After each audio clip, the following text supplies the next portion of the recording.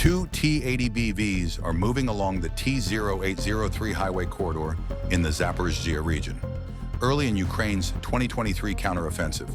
The crews inside those Russian tanks have done this before. Push forward, hold ground, fall back if needed. Standard doctrine.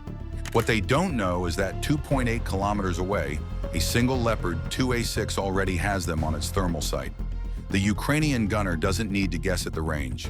The laser rangefinder already solved it. The ballistic computer already calculated the shot.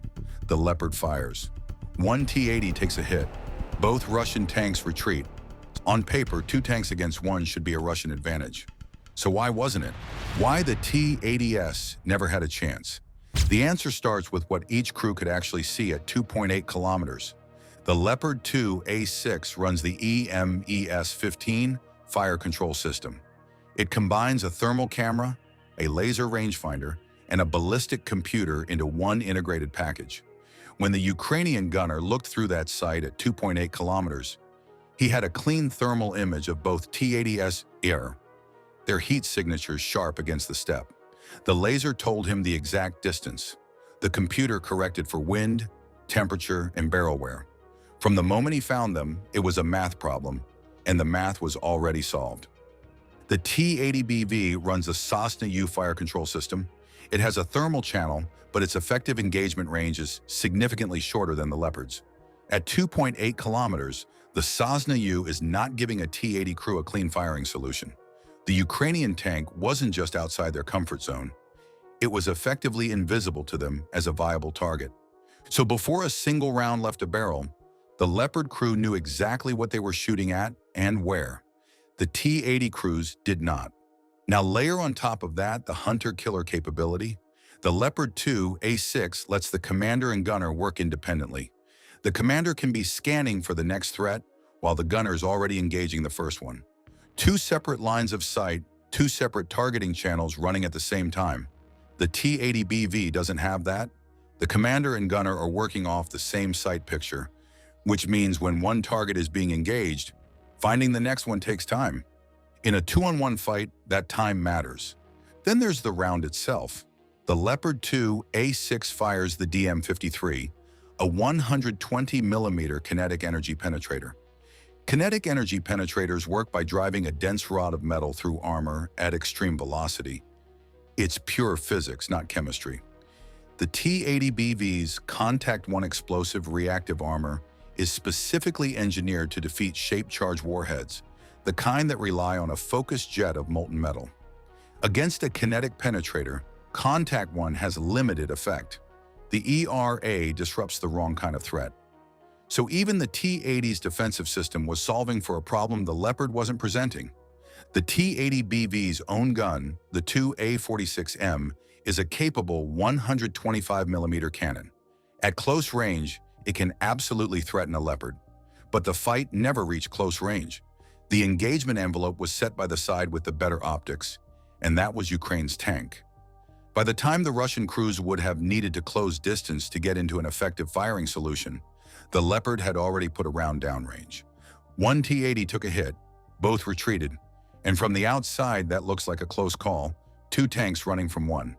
From the inside of that engagement, it was never close. The Leopard crew was in a controlled firing scenario from the moment they acquired the T-80s on thermals. The Russian crews were reacting to something they couldn't fully see, at a range their fire control wasn't built for, with reactive armor that wasn't matched to the threat. This wasn't a 2-on-1 fight, it was an ambush. The T-80 crews just didn't know they were in one until the round hit. The Leopard winning at range against the T-80 isn't a shock if you know the hardware. What's actually worth asking is why Russia keeps committing T-80s to this war at all, and what they're doing to try to keep those crews alive long enough to be useful. The T-80 was never designed for this war.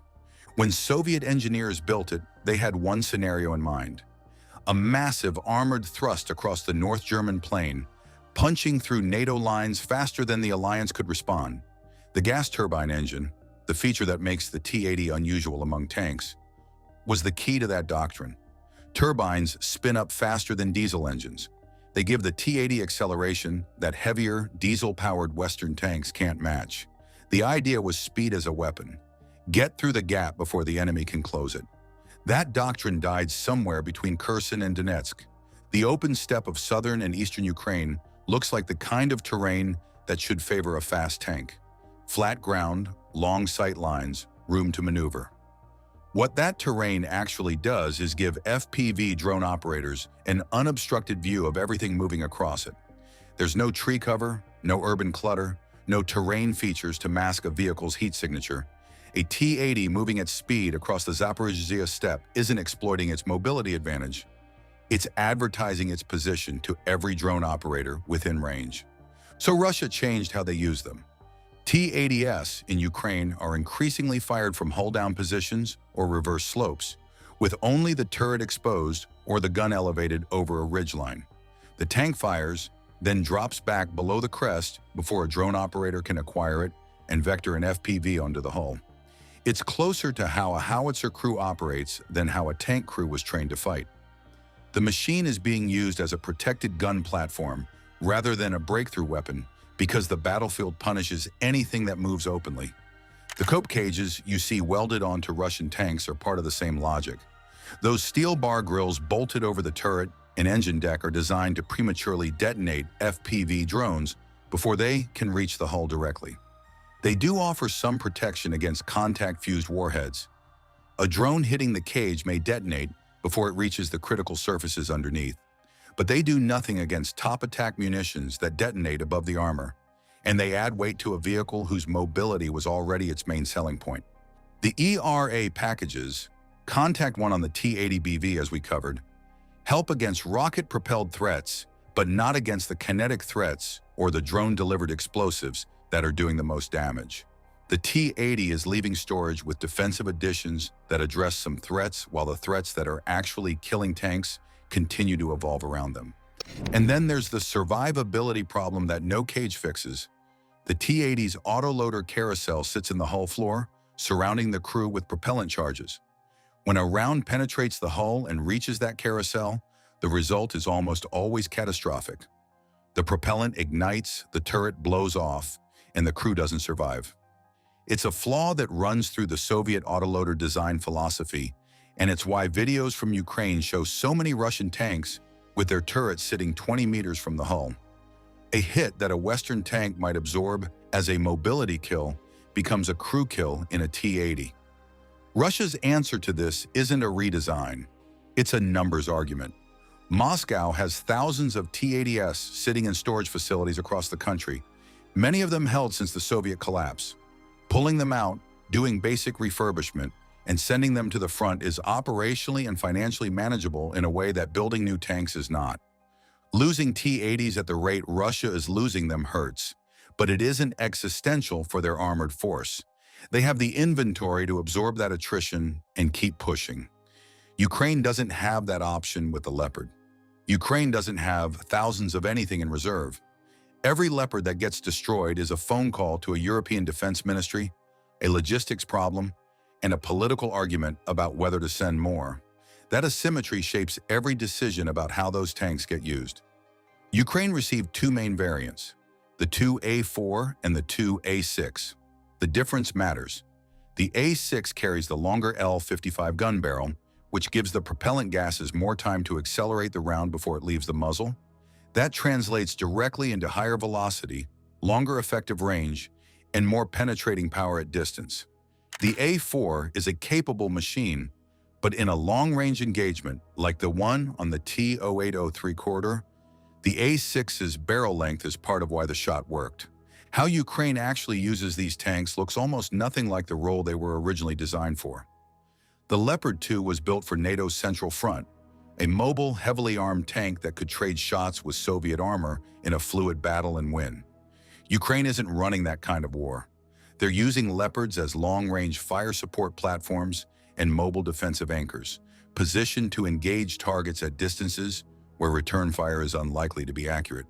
The tank goes forward to shoot, then repositions before a counter can be organized. It's a sniper's logic applied to a 60-ton vehicle. The 47th Mechanized Brigade is probably the most well-documented example of how this works in practice.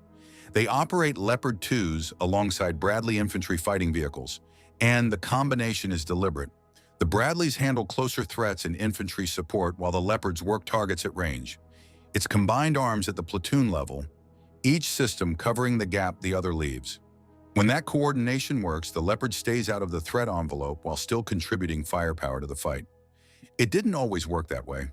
In the summer of 2023, Ukraine used Leopards in assault roles, pushing them into prepared Russian defensive lines, across minefields, under drone coverage.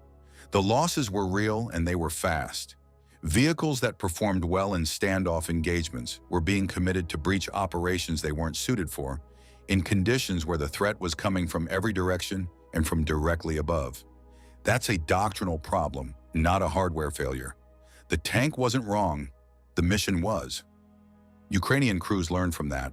The shift towards standoff engagement, using terrain, staying hull down, fighting at ranges where the Leopard's optics and gun outperformed the opposition, kept more vehicles operational through the back half of 2023 and into 2024. The ones that survived weren't necessarily the best armored. They were the ones whose crews understood where the threat envelope started and stayed outside it. Crew survivability is the other side of this calculation. The Leopard 2's ammunition is stored in the turret bustle, the rear section of the turret, behind blowout panels. If that ammo cooks off, the panels are designed to vent the explosion upward and outward, away from the crew compartment. Ukrainian soldiers have walked away from Leopard hits that would have killed the crew of a T-80, not because the Leopard is impenetrable, but because the damage path doesn't run through the people. That's a design choice that goes back to the original German requirement. A hit should be survivable. It frequently is. The maintenance burden is real, and it complicates everything. Leopards need more support infrastructure than Soviet-era tanks. Parts, trained technicians, specialized tools. None of that exists organically in Ukraine's logistics system. It has to be built, supplied, and maintained alongside the combat operations. That shapes where the tanks can be deployed and for how long. A Leopard that needs maintenance 40 kilometers from the front requires a supply chain that a T-72 simply doesn't. Ukraine manages it, but the cost in planning and resources is a constant constraint on how freely these vehicles can be committed. The drone problem, neither tank has solved. Every adaptation we've covered, the hull-down positions, the standoff doctrine, the cope cages, exist because of the same underlying threat. FPV drones are now responsible for the majority of armored vehicle kills on both sides of this war. Not artillery, not anti-tank missiles, not tank-on-tank engagements. Drones. A capable FPV drone costs somewhere around $500 to build and operate. The Leopard 2A6 costs roughly $7 million. The T-80BV costs less, but it's still orders of magnitude more expensive than the device hunting it. That cost ratio is the central problem for every armored force operating in Ukraine right now, and neither side has solved it.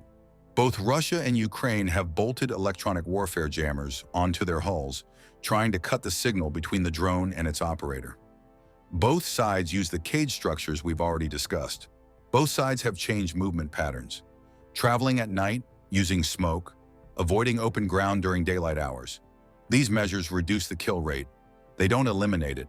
Drone operators adapt faster than armor designers can counter. A new jamming frequency gets identified and worked around.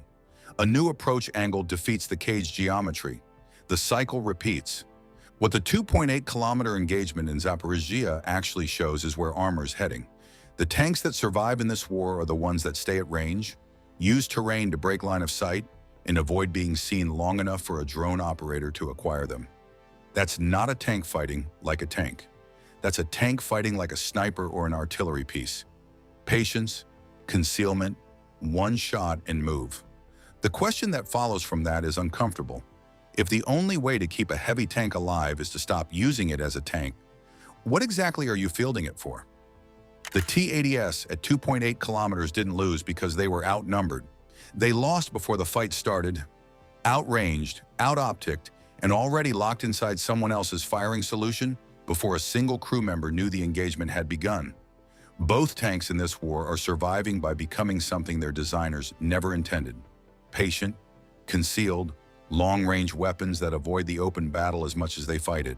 That's what the drone age is forcing armor to become. Is Russia ready to take on the deadly German super tank? Well, we'll find out. The war between Russia and Ukraine is advancing as each day passes with no end sight. Due to this prolonged conflict, resources are being used up, and while the United States has openly supported Ukraine by providing it with weapons, Germany is also thinking of sending one of the most deadly tanks with the hope that it would bring the war to an end. What are the features of this German tank? Does it have what it takes to put an end to the Russo-Ukrainian war? Join us as we delve into the destructive feature of the deadly German super tank that shocked the Russian. In February, German Chancellor Olaf Scholz announced a significant shift in response to Russia's invasion of Ukraine, leading to major changes in Germany's defense policy. However, Germany is still hesitant to send certain heavy weapons like battle tanks to Ukraine and should take a stronger leadership role in European security. Since the end of January, the country has invested about $1.16 billion in military aid to Ukraine, including weapons, equipment, and financial aid for military purposes. It is worthy of noting that Germany has provided more aid than France, but less than the UK and Poland. Initially, they sent basic equipment like helmets, but it has since sent heavier weapons like rocket launchers, howitzers, anti-aircraft guns, armored vehicles, and air defense systems. The first air defense system has arrived in Ukraine, with the rest expected in 2023 due to production delays.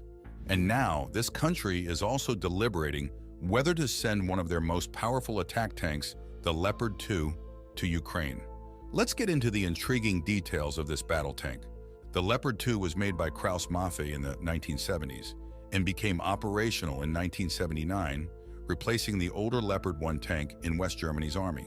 However, different versions of the Leopard 2 are still used by Germany and 13 other European countries, as well as countries like Canada, Chile, Indonesia, and Singapore. Some countries have permission to produce and develop the battle tank locally. The Leopard 2 tank has two main versions. The first version includes tanks up to the Leopard 2A4, which have vertical turret armor. The second version, starting with the Leopard 2A5, has angled turret armor and other upgrades. All Leopard 2 tanks have a 120mm cannon that was made by Rheinmetall, a digital fire control system, a laser rangefinder, and advanced night vision. They are also powered by the powerful V12 twin-turbo diesel engine made by MTU Friedrichshafen. Even as the Leopard 1 was just starting to be used, the West German military wanted a better tank for the next decade. This led to the start of the MBT-70 project with the United States in 1963. By 1967, it was uncertain if the MBT-70 would ever be ready, so the West German government asked Porsche to research upgrades for the Leopard 1. This study, called the Gilded Leopard, aimed to add new technology to the Leopard design. Proposed upgrades included an autoloader, a coaxial autocannon, and an independent commander's periscope. The anti-air machine gun could be operated from inside the tank, and a TV camera was added on a mast. The turret and hull were reshaped with cast steel armor, and improvements were made to the suspension, transmission, and engine exhaust vents. After the Gilded Leopard study ended in 1967, the West German government decided to focus on experimental development to see what upgrades could be made to the Leopard 1 and to create parts for a future main battle tank. Initially, they invested 25 million DM, but after realizing this wasn't enough, the budget increased to 30 to 32 million DM. The project was given to Krauss-Maffei, which had to work with Porsche on the chassis and Wegmann on the turret. Two prototypes with different components were built to improve the Leopard 1's firepower to meet the MBT-70 standards. The main goals were to achieve high accuracy at 2,000 meters and to hit moving targets accurately using a computerized fire control system. These vehicles were called Keiler. The MBT-70 was an innovative tank design, but due to high costs and technical problems, Germany left the project in 1969.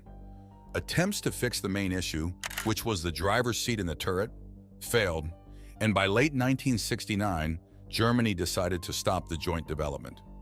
The Assistant Secretary of the Military Procurement Division suggested reusing as many MBT-70 technologies as possible in a new project called Eber, after his name, Eberhard. The Eber had a modified MBT-70 turret in hull, with the driver seated in the hull. However, only a wooden model was made. A year later, it was decided to continue development based on the earlier Kyler project instead of finishing the Eber. In 1971, the new design was named Leopard 2, and the original Leopard was renamed Leopard 1.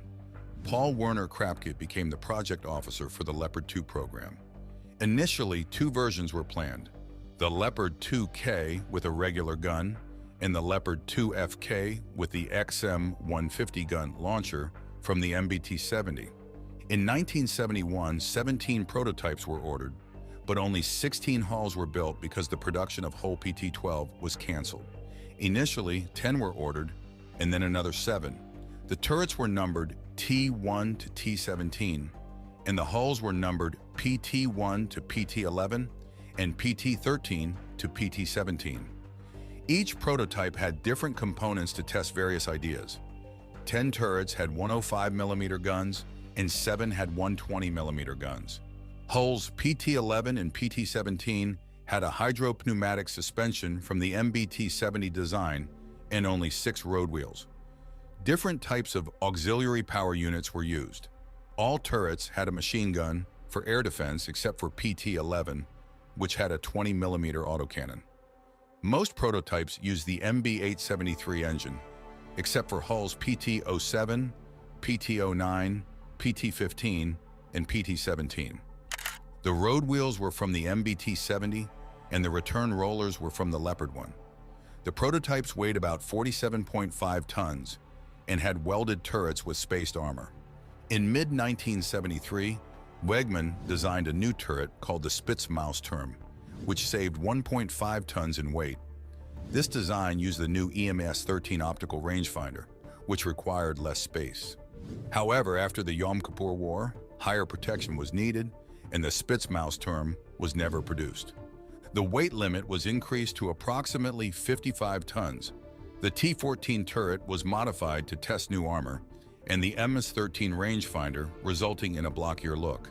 This modified turret, called T-14 Mod, had a fully electric turret drive and stabilization system developed by General Electric and AEG Telefunken.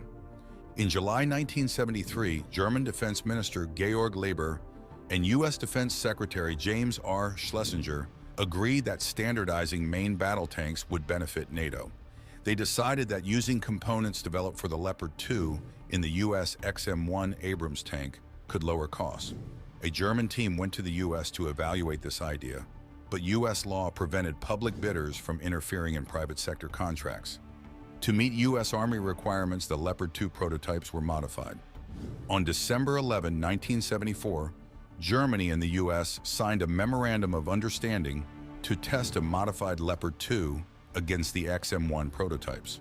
Germany sent a complete prototype, a hull, a vehicle for ballistic tests, and special parts to the U.S. for testing at no extra cost. The Leopard 2 AV was developed to meet U.S. and German protection standards. The T-14 MOD turret was used as a base, and the final ballistic trials took place in June 1976. The turret of prototype PT-19 was fitted with a laser rangefinder developed with Hughes. Compared to earlier prototypes, the Leopard 2 AV had a simplified fire control system. Many components, including the EMES-12 optical rangefinder, various sensors, the commander sight, grenade launcher, and other equipment were removed. The design and production took longer than expected, delaying its shipment to the U.S. It couldn't be tested before September 1, 1976.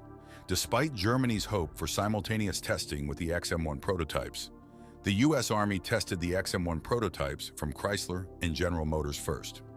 2 new prototype hulls and 3 turrets were sent to the U.S.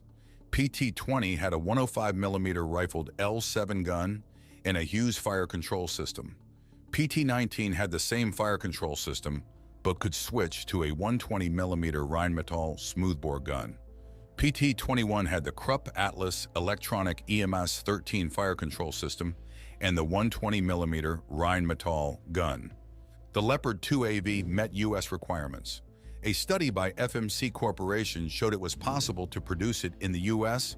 within cost limits set by the U.S. Army.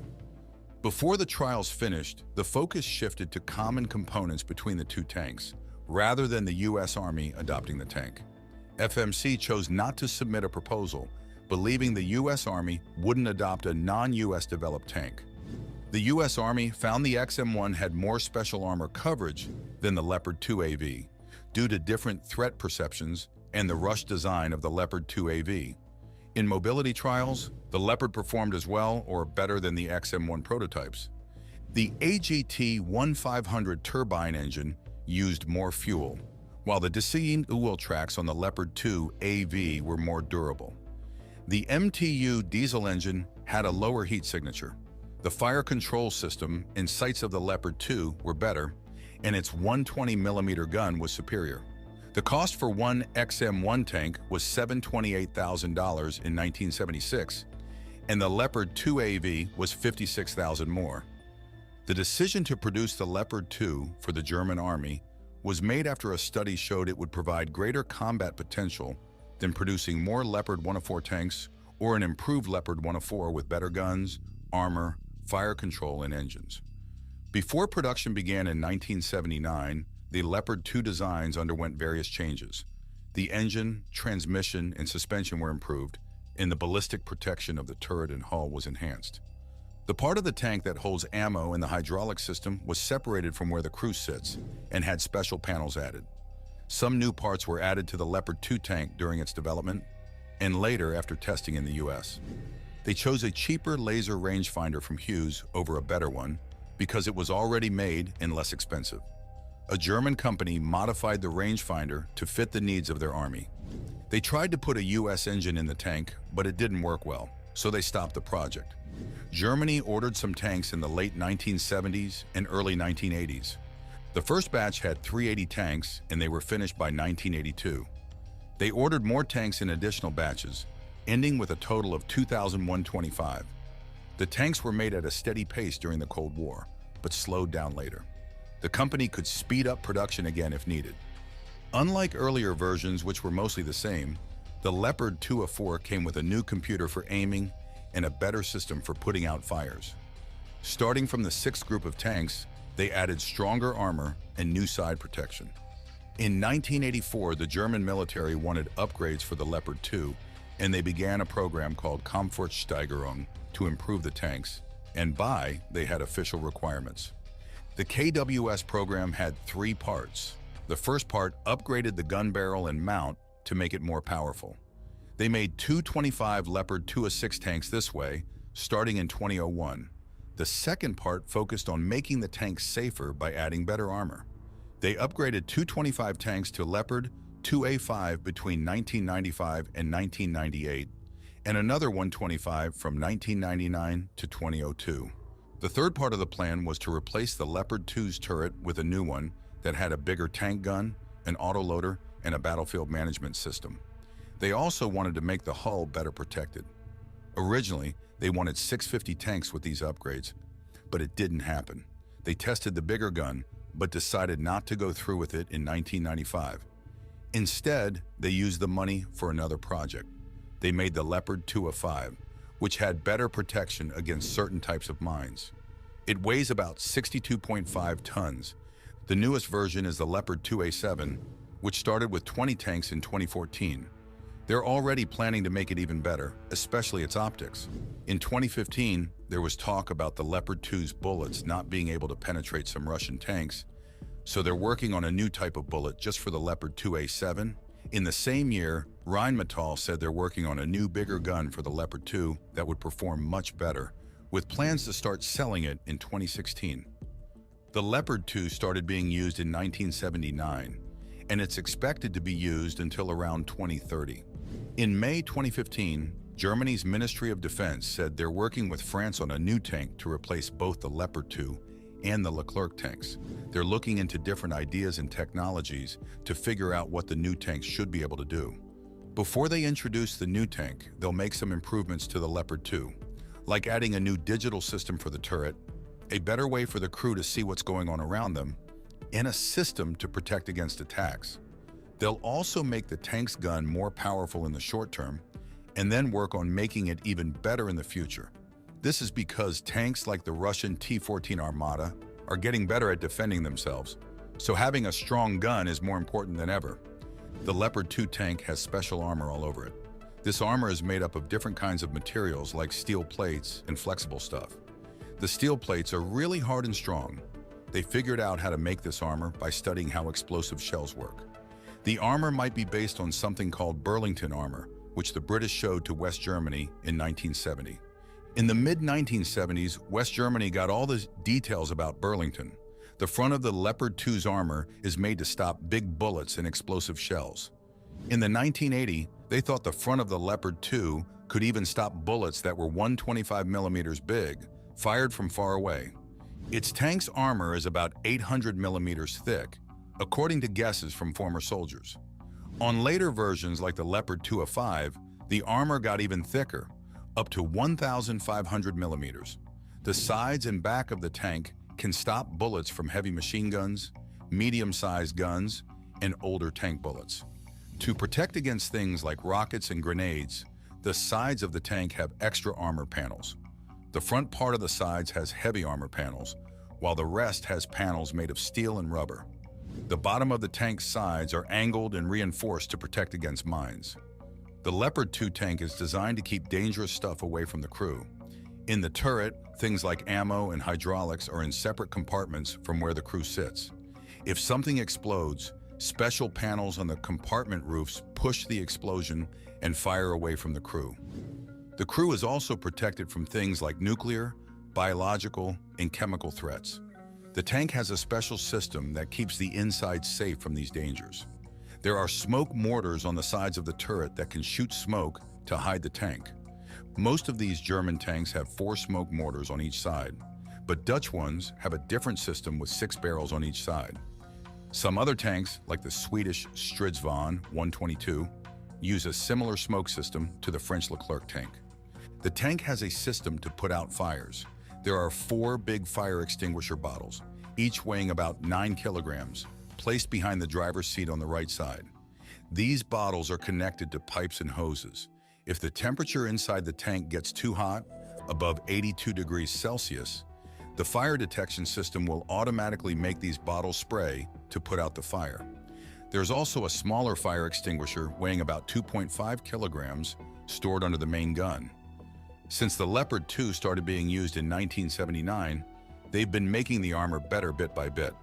Starting from the 97th tanks in the 6th group they made, they started using a new type of armor that's spaced out in layers. In the same group, they also added better protection on the sides of the tank. When they upgraded tanks to the Leopard 2A5 version, they cut open the roof and put in new armor. They added special armor panels to the front of the turret that look like arrowheads, which make the tank safer against different types of bullets and explosives. They also improved the armor on the sides of the tank. They put in a special liner that's 25 millimeters thick to protect the crew if the armor gets penetrated. The Leopard 2A7 has even better armor, especially on the bottom, to protect against things like mines and bombs.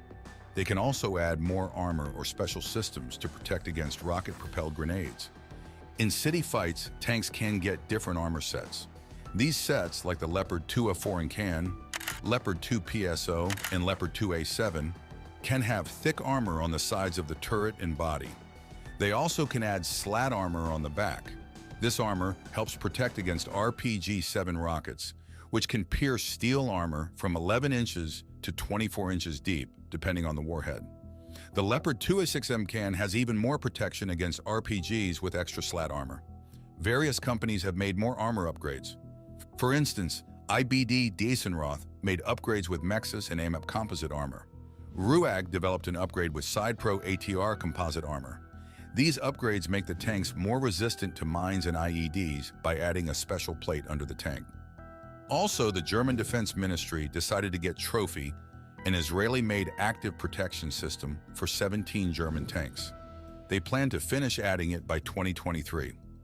The Leopard 2 tank's protection levels vary from 23 to 27 inches on the turret and 24 inches on the front hull. The Leopard 2A4 can withstand around 28 inches against certain attacks. Its main gun is the Rheinmetall 1/10 mm smoothbore, similar to the one used on the M1 Abrams tank. It stores 27 rounds in the hull and 15 rounds in the turret. If the turret's ammo storage is hit, an explosion would go upwards. However, if the hull is hit, there's a risk of secondary explosions due to stored rounds, which is a design flaw. For a long time, Japan has maintained a strictly defensive position in its military owing to its demilitarization by the United States after the Second World War. However, watching the Kremlin and China forcing conquests of militarily vulnerable nations, Tokyo joined forces with the United Kingdom and Italy in founding the Global Combat Air Program toward the creation of next-generation fighter jets. Could Japan be leaning towards a more proactive military approach? How has Russia taken this news? Join us as we discuss how Japan's new fighter jet rattles Russia. Over the years, Japan has maintained peace in its military structures, but it wasn't always so. Before the mid-1940s, they were a part of the massive military force under Emperor Hirohito that worked in tandem with Hitler's Nazi Germany forces and the Italian forces during the Second World War. Their improved technology and daring spirit to go after the United States on their own turf in Pearl Harbor on December 7, 1941, became a calling card for their military strength. However, following the United States' decision to join the war and the atomic bombs released in parts of Japan, especially Hiroshima and Nagasaki, on August 6 and 9, 1945, the Japanese Empire surrendered their arms. They did not, at the time, have an answer for an atomic bomb. But not only did Japan have to surrender their arms, it also had to surrender some part of their rights as a sovereign state to the United States. Following their tragic loss to the United States during the war in 1945, America occupied Japan for 7 years, enforcing a new constitution, where Article 9 conveniently stops them from owning a military force. While some of the top Japanese lobbyists tried to fight against it, they failed, as the country had already set a precedent of war when they hit Pearl Harbor, and now the United States, which drafted the post-war constitution, was strong-arming them into total submission and dominance. Having no choice but to sign, Tokyo has always kept its nose clean, avoiding war, and quite reluctantly becoming a home to 14 of the biggest military bases that belong to the United States, including the Yokota Air Base in Tokyo, the headquarters of U.S. Forces Japan, the Kadena Air Base, the Yokosuka Naval Base, the Misawa Air Base, and other strategically located military bases for the sake of protecting Japan should a war ever be on the horizon. Although Tokyo is unable to create its own military, it has been afforded the luxury of having a self-defense corps called the Japanese Self-Defense Forces, or JFDF. While Japan has politically shied away from referring to these self-defense forces as military, they are trained in the same way that a military is trained. Although they are not allowed to wage war on another country, as the United States forces control that part, the JFDF is a highly trained elite force, which is very capable of defending their homeland on their own turf if push ever came to shove. Owing to their demilitarization, Tokyo had refrained from manufacturing offensive weapons or military technologies in order to keep honoring their agreement with the United States. While they continued to uphold that posture, the Indo-Pacific region suddenly developed a reputation for China, which has a plan to dominate Southeast Asia through conquest, taking their lands and occupying the targeted sovereign states with a principal government to whom they report back. A perfect example is China's decision to coerce Taiwan into submission. Beijing has completely ramped up its intensity to take over the South China Sea via maritime dominance. The Taiwanese president, Lai Ching-te, who has leaned more towards the West for assistance, including the United States, angers China with their decision to keep bridging the all-powerful West into Indo-Pacific regions, making conquest harder than it used to be in the past. In a recent speech at the 2025 Shangri-La Dialogue, the United States Secretary of Defense Pete Hegseth told the audience that China's attempt to conquer Taiwan by force could be imminent.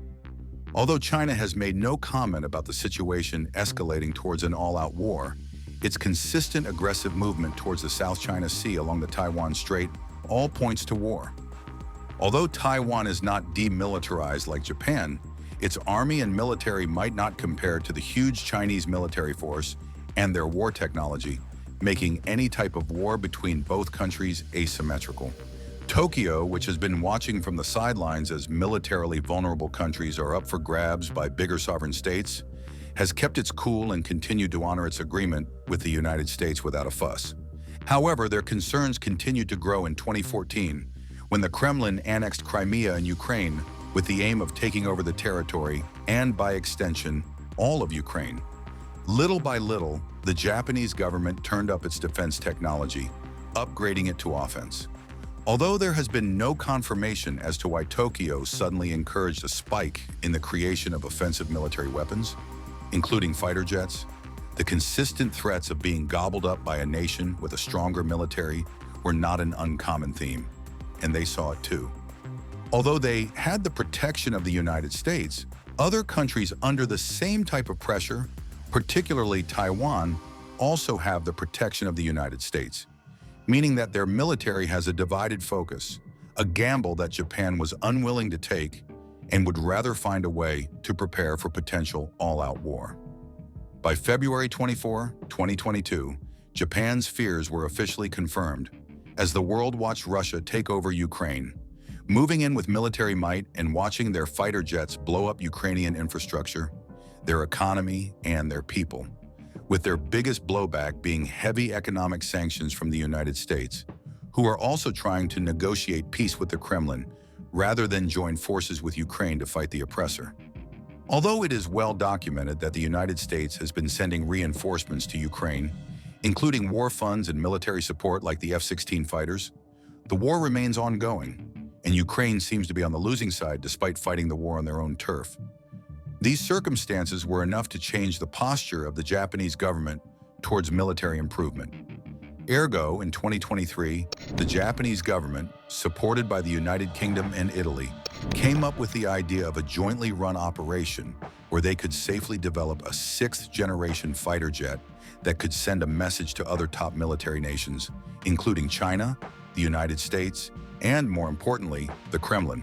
The initiative was announced on December 9, 2022, the same year that the Russo-Ukrainian threats of war since 2014 became an all-out war. The initiative creates an avenue for the three countries that are involved to merge their separate sixth-generation projects, which would include the United Kingdom-led BAE Systems Tempest developed with Italy and the Japanese Mitsubishi FX. Although Japan had been technically demilitarized, it kept its defense in check aerially, on the ground, and maritime. Aerially, they created an Air Defense Identification Zone, or ADIZ, a region of airspace in which a country tries to identify, locate, and control aircraft in the interest of national security. It is declared unilaterally and may extend beyond a country's territory to give the country more time to respond to possible hostile forces aggressively without sanctions from any organization. But what makes the Mitsubishi FX, or F3 as it is called unofficially, so special that it is added as a potential study guide for a new next-generation jet? The Mitsubishi FX is a technology developed out of necessity by local Japanese companies, especially since the United States stopped the export of the Lockheed Martin F-22 Raptor to foreign nations, which included Japan, which did not have the military to defend itself in the first place because it had been demilitarized by the United States. Caught in this dilemma, Tokyo responded by building a domestically developed fighter jet to replace the F-22, which was no longer an option for them. Between 2009 and 2010, Tokyo delved deep into research on the latest fighter jets at the time, but decided against building the exact same things and instead looked to create something about a generation higher. It was no longer just about defense. It was about proving a point to the United States, which had faltered in its promises to help rebuild an aging air fleet that needed to be changed as quickly as possible. Following their research, they came up with the I-3, which translates to Informed, Intelligent, and Instantaneous Fighter Jet. Being Japan's first conceptualized fighter jet of the sixth-generation ilk, it was retrofitted with different functionalities, including advanced radar systems to counter stealth technology of other fighters, receiving targeting information from other platforms like drones, fighters, and airborne early warning and control aircraft. Use of flyby optics reminiscent of the Kawasaki P1 to process information faster, stealth technology, gallium nitride semiconductors to improve radar performance and a new, more powerful engine that could give it a burst of hypersonic speed, Mach 6 and beyond. While the I-3 could be deemed a successful project, it was not going to be the end-all be-all for Japan. They needed something different, something designed for real air superiority. Enter the FX twin-engine stealth fighter jet.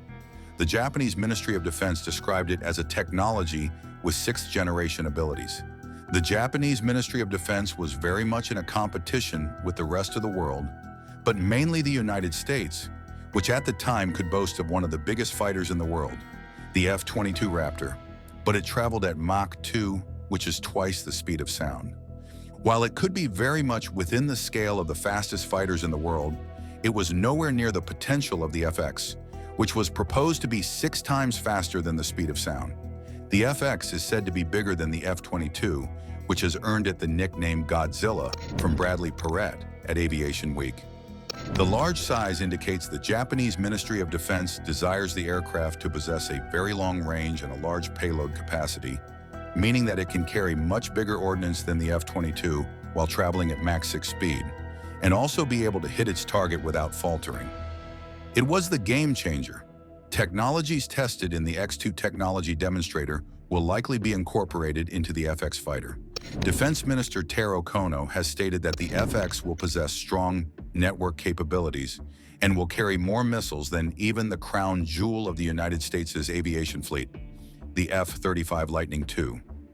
The FX was a statement design that repelled almost everything the Raptor had, ranging from replacing the usage of conventional hydraulic systems with electric actuators. According to Japan's Ministry of Defense's evaluation, the reason for selecting electric actuators over hydraulic systems is because of the complexity of designing the interior of the stealth fighter. However, other than speed, the FX was designed for more. The Japanese Ministry of Defense wanted a jet capable of multiple functions.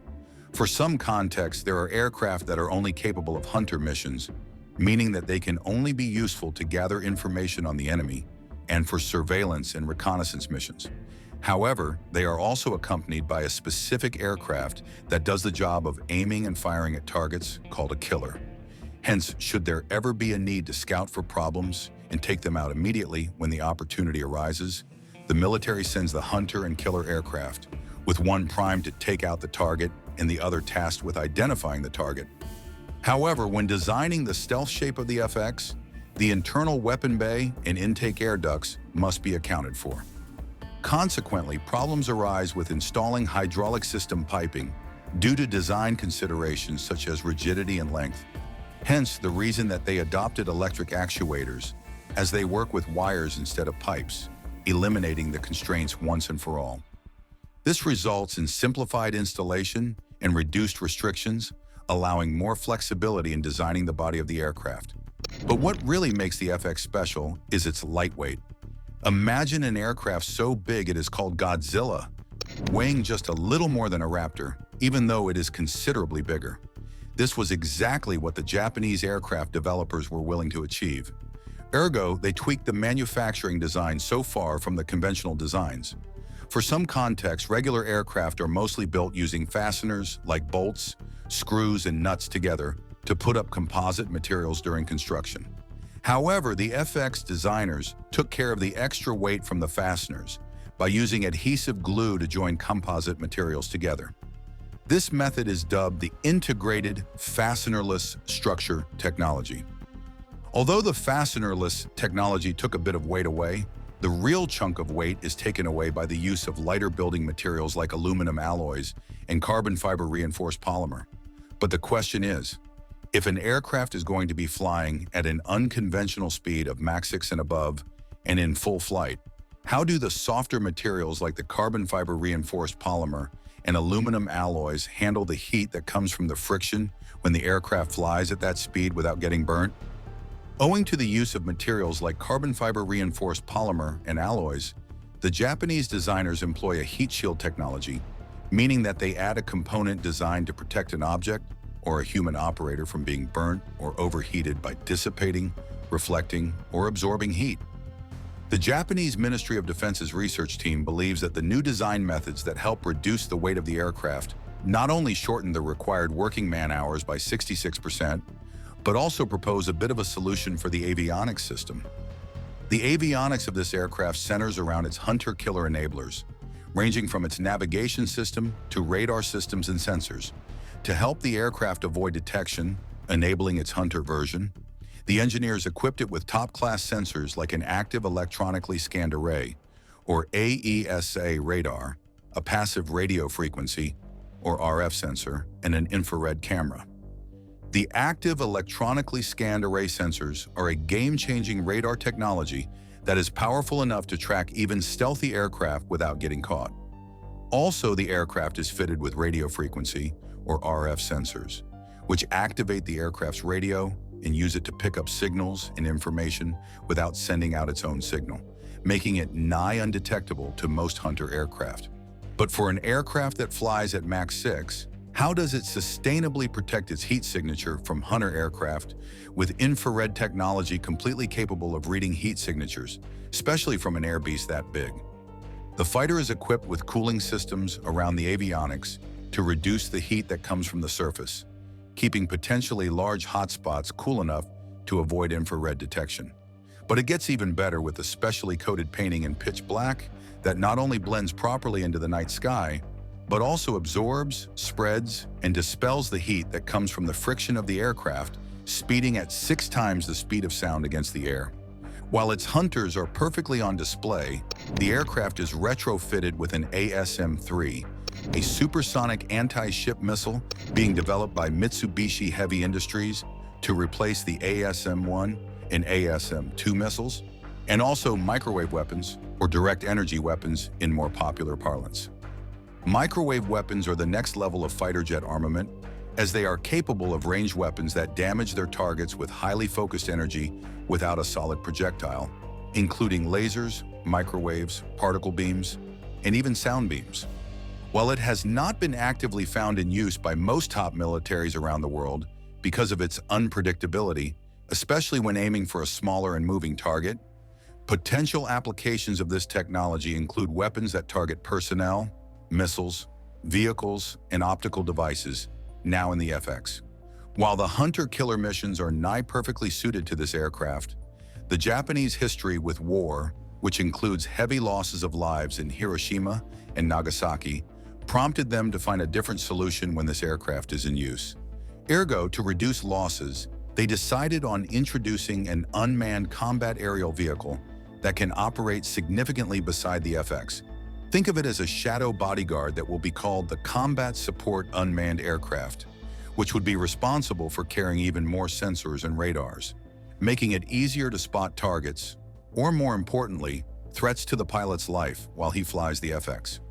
This wingman style is not too dissimilar from the Kratos XQ-58 Valkyrie or Boeing Air Power Teaming System project, where the drone acts as the loyal wingman to the aircraft.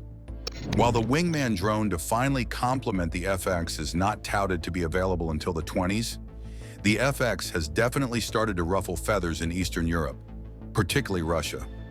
Although the Kremlin remains stuck in a loop of asymmetrical warfare with Ukraine over their decision to join forces with the West and sign up for membership as a part of the North Atlantic Treaty Organization, or NATO, the course of the war could suddenly change when Japan completes the FX project. While it is unclear why Japan might be interested in picking a side in the Russo-Ukrainian war, the United States, which has already picked a side, Ukraine's in the war, holds a lot of sway in Japan, a country where they have military bases and where they are owed some respect because of Pearl Harbor in Article 9 of the post-war Constitution. Ergo, it isn't so hard to infer that they might influence Japan into equipping Ukraine with an FX, changing the landscape of the war completely. Whether Japan decides to support Ukraine with its new fighter jet, adding a new complexion to the war, or simply stays away from the Eastern European forces, remains to be seen. When it comes to speed, military aviation has always chased the dream of building the fastest aircraft in the world. But the race for hypersonic flight isn't led by the United States alone. Russia's fastest fighter jet has been turning heads for years. What makes this aircraft so remarkable? And what hidden capabilities set it apart from the rest? Join us as we explore the capabilities of the Russian fastest fighter jet that shocked both America and China. The MiG-25 was not just another Soviet jet. It was born out of fear, an urgent fear that gripped Soviet generals in the late 1950s. At the time, the United States was showing off a new generation of supersonic bombers that could fly faster and higher than anything the Soviets had in their arsenal. First came the B-58 Hustler, an American bomber capable of flying at twice the speed of sound, or Mach 2. But what really alarmed the Kremlin was the XB-70 Valkyrie, a futuristic aircraft designed to cruise at Mach 3 speeds, 3 times the speed of sound, while flying at altitudes above 70,000 feet. From those heights and at that velocity, the Valkyrie could slip past Soviet air defenses and unleash nuclear weapons before anyone could stop it. The Soviet Air Defense Forces, known as the PVO, quickly realized their existing interceptor jets were useless against such a threat. None of them could fly high enough or fast enough to even catch sight of the Valkyrie, let alone shoot it down. For the Soviet Union, this was not just a military problem, it was a national security nightmare. In desperation, the government handed the challenge to the Mikoyan-Gurevich Design Bureau, the same team responsible for earlier MiG fighters. Their mission was simple to describe, but nearly impossible to achieve. Build a jet that could climb like a rocket, reach extreme altitudes, and fly at blistering speeds to catch and destroy American bombers before they dropped their deadly cargo. By the early 1960s, the project was officially approved. It was given the name Ye-155, which would eventually split into 2 versions. The Ye-155P would serve as the dedicated interceptor, while the Ye-155R would act as a high-altitude reconnaissance aircraft. Both shared the same extreme design philosophy: speed and altitude above everything else. The MiG-25 was never meant to be a nimble dogfighter like later jets. Agility and long combat endurance did not matter for its mission. What mattered was raw performance. It needed to take off, rocket into the sky, and intercept intruding bombers in a matter of minutes. Think of it less like a graceful fighter and more like a guided missile with a cockpit. This extreme focus on performance shaped every part of the aircraft. It was built largely from nickel-steel alloys instead of lighter aluminum, since lighter metals would melt at the scorching temperatures caused by Mach 3 speeds. Its engines were massive and powerful, designed to push the aircraft at breathtaking velocity, even if they guzzled fuel at alarming rates. The MiG-25's mission profile was brutally simple: race toward the target at incredible speed, fire its missiles in a high-speed pass, and then return to base. There would be no circling battles, no extended patrols, and no flashy aerobatics. It was a specialist, built to counter one of the scariest threats of the Cold War. When Viktor Belenko's MiG-25P was taken apart by Western experts in Japan, the results stunned them. For years, the West had feared it was an advanced titanium superfighter capable of leaving every other jet behind. Instead, what they uncovered was a machine built with raw practicality, focused more on sheer performance than on refined craftsmanship. The most surprising discovery was its construction. Roughly 80% of the airframe was not crafted from lightweight alloys or futuristic titanium, but from arc-welded nickel steel. This choice seemed almost crude to Western eyes, but it was in fact a practical solution to a serious problem. At sustained speeds approaching Mach 2.8 and beyond, the skin of the aircraft would heat up to extraordinary temperatures. While titanium would have been an ideal material to resist such heat, the Soviet Union did not have the ability to produce it in the massive quantities required for such a project. Instead, steel was chosen because it was both available and strong enough to withstand the brutal thermal stress. This decision, however, came with enormous consequences. The aircraft was incredibly heavy compared to its Western counterparts. Its empty weight was around 20,000 kilograms, or approximately 44,000 pounds. To get such a heavy jet into the sky and keep it there, the designers had no choice but to give it enormous wings. These oversized wings created the necessary lift to support the steel frame, even if they made the jet look less sleek than other fighters of its time. Instead of smooth, polished panels like those on American aircraft, the MiG-25 revealed exposed rivet heads, rough welding seams, and visible signs of hand-built work. To experts used to precision assembly lines and elegant finishes, the Soviet aircraft looked rugged and unfinished. Some even described it as crude, a far cry from the advanced flying machines they had imagined. But what seemed unsophisticated on the surface was actually a clever reflection of Soviet design philosophy. The MiG-25 was never built to win beauty contests or impress with refined details. It was created to do one thing: fly at blistering speeds and extreme altitudes in order to intercept and destroy enemy bombers before they reach their targets. Every design decision, from the heavy steel body to the massive wings, was aimed at making this single mission possible. In a way, the MiG-25 was like a sledgehammer. It lacked finesse, but delivered devastating force in exactly the way it was intended. While Western engineers might have frowned at its rough look, they could not ignore the genius behind its practicality. The Soviets had accepted weight, sacrificed elegance, and ignored agility in order to gain strength, speed, and survivability. In the process, they created a jet that was raw, brutal, and unforgettable. Powering the mighty MiG-25 were two gigantic Tumansky R-15 B-300 single-shaft afterburning turbojets. These engines were enormous pieces of engineering, designed less for elegance and more for brute force. They produced astonishing power, with each engine generating close to 110 kilonewtons of thrust when using an afterburner. To put it in simpler terms, that was nearly 25,000 pounds of thrust per engine, enough to lift and push the massive Fox-Bat into the upper limits of the stratosphere. This raw force allowed the aircraft to sustain speeds of almost Mach 2.83 during normal operations. Such speeds were beyond what most Western aircraft could achieve in the same era, and they cemented the Fox-Bat's reputation as one of the fastest jets ever built. Yet there was always the legend of its fabled top speed, Mach 3.2. This incredible figure captured imaginations and spread fear among potential adversaries. However, reaching that speed was never intended for regular missions. In fact, it was only allowed under extreme emergency situations. Pushing the MiG-25 that far would cause the engines to run far hotter than their safe limits. The extreme heat would quickly begin to damage the internal components, meaning the engines would essentially burn themselves out if the pilot held that speed for too long. In other words, it was like having a self-destruct button hidden within the power plant, and Soviet engineers strictly forbade such recklessness outside of absolute necessity. As with all feats of extreme performance, there was a steep price to pay. The Fox-Bat's engines were incredibly thirsty. They consumed fuel at an alarming rate, particularly when flying at low altitudes where the efficiency dropped even further. This was not just a small drawback. It became one of the aircraft's defining weaknesses. Western pilots and engineers even nicknamed the Fox-Bat a gas guzzler, and the name was not far from the truth.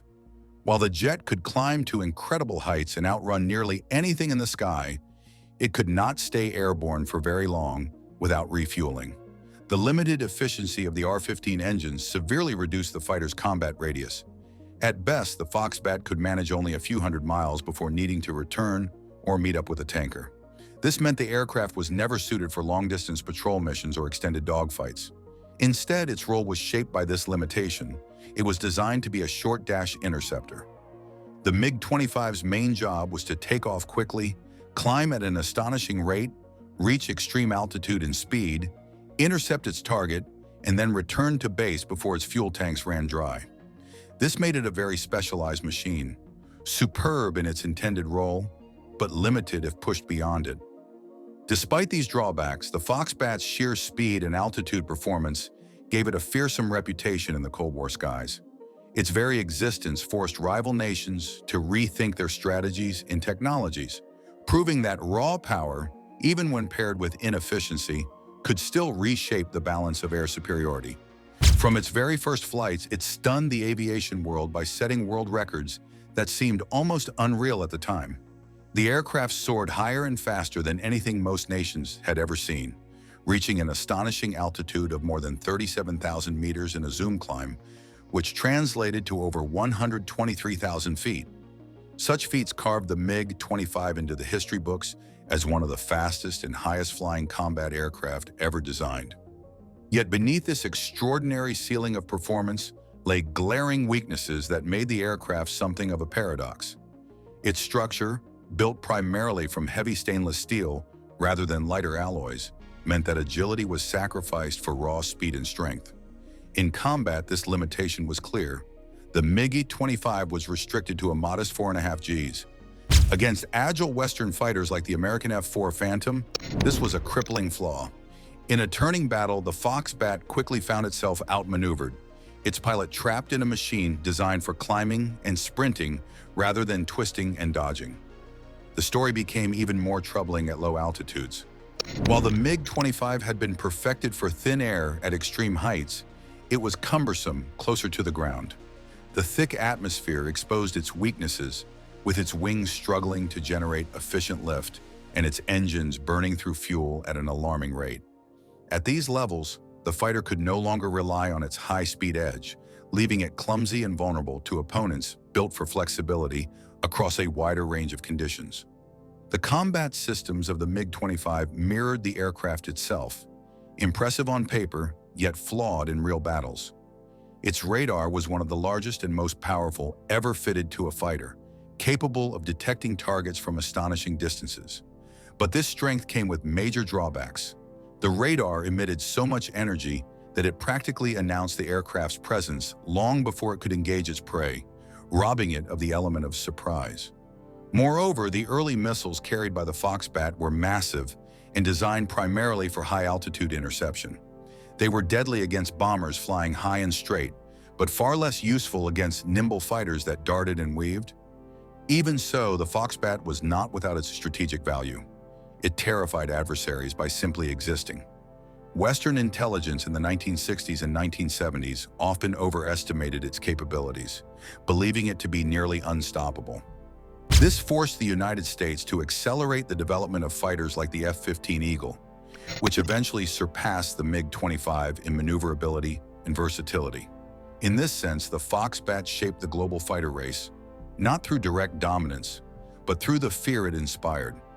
Much of its reputation rested not only on raw speed and altitude, but also on the powerful electronics packed inside.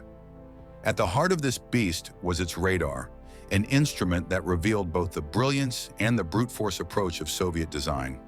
At the core of the MiG-25P interceptor was the RP-25 Smerch-A radar, which NATO codenamed Foxfire. This system stood among the most powerful airborne radars of its time. It relied on older but tough vacuum tube electronics, producing such immense energy that it could pierce through enemy bomber jamming attempts. Its detection range against a bomber-sized target reached up to 100 kilometers, making it a formidable piece of equipment in high-altitude combat scenarios. Yet despite its raw power, the Smerch-A carried a fatal weakness. It lacked look-down/shoot-down capability. This meant the radar could not tell the difference between a low-flying aircraft and the clutter of the earth below. In effect, it became nearly useless when tracking targets at lower altitudes. This limitation proved disastrous, since by the time the MiG-25 was introduced, NATO had already shifted its strategy. Instead of relying on high-altitude bombing runs, Western forces increasingly turned to low-level penetration tactics, deploying both bombers and cruise missiles that could sneak under radar coverage. The Fox-Bat, built to counter threats of an earlier era, suddenly found itself mismatched against modern methods of attack. When it came to weaponry, the MiG-25 was armed with the massive R-40 missile, which NATO referred to as the AA-6 Acrid. 4 of these heavy weapons were carried under the interceptor's wings, making them the centerpiece of the aircraft's arsenal. Much like the aircraft itself, these missiles were tailored for the high-altitude interception role rather than flexible dogfighting. The R-40 came in 2 primary variants, the radar-guided R-40R and the heat-seeking R-40T. Each missile was built with a very specific purpose, bringing down large, strategic targets flying at great heights. Their performance reflected this goal, with a range stretching up to 80 kilometers and a massive 100-kilogram warhead. The R-40 was engineered to obliterate heavy bombers in a single strike. Against such non-maneuvering aircraft, it was lethal. However, the limitations appeared once the Fox-Bat faced more agile opponents. Fighters designed for speed and maneuverability could outmatch the Acrid's bulky design and less responsive guidance system. In close encounters or against nimble aircraft, the missile's effectiveness dropped sharply. The Foxbat was simply never meant to duel modern fighters. Its size, power, and weapons all pointed to a very narrow mission set, destroying bombers before they could reach Soviet skies. The combination of the Smerch-A radar and the R-40 missiles highlighted the strengths and weaknesses of the MiG-25. On one hand, it could deliver an immense destructive force at high altitude, creating a real deterrent for any bomber attempting to breach Soviet defenses. On the other hand, the interceptor's rigid specialization left it exposed to evolving tactics. By the 1970s, Western air forces were fielding planes capable of flying low and fast, exactly where the Foxbat's radar could not function effectively. And yet, numbers and specifications only tell part of the tale. To see the MiG-25 for what it truly was, you have to follow it into battle. Its combat record paints a vivid picture, one of dazzling speed and altitude, but also of the unforgiving limits that no amount of raw power could escape. The combat story of the MiG-25 is as fascinating as the machine itself, a mix of brilliance, fear, and harsh reality. It was a jet that could soar higher and faster than almost anything in the sky, and that alone made it a psychological weapon. But when it faced the test of modern air combat, its strengths and weaknesses became impossible to hide. In the early 1970s, the MiG-25R reconnaissance version first showed its worth in the hot skies of the Middle East. Soviet pilots flying for Egypt took their Foxbats over the Sinai Peninsula, then held by Israel. They blasted through the sky at altitudes no Israeli Phantom could touch, and at speeds that left pursuers helpless. Cameras clicked away as the aircraft roared overhead, gathering priceless intelligence while the defenders below could only look up in frustration.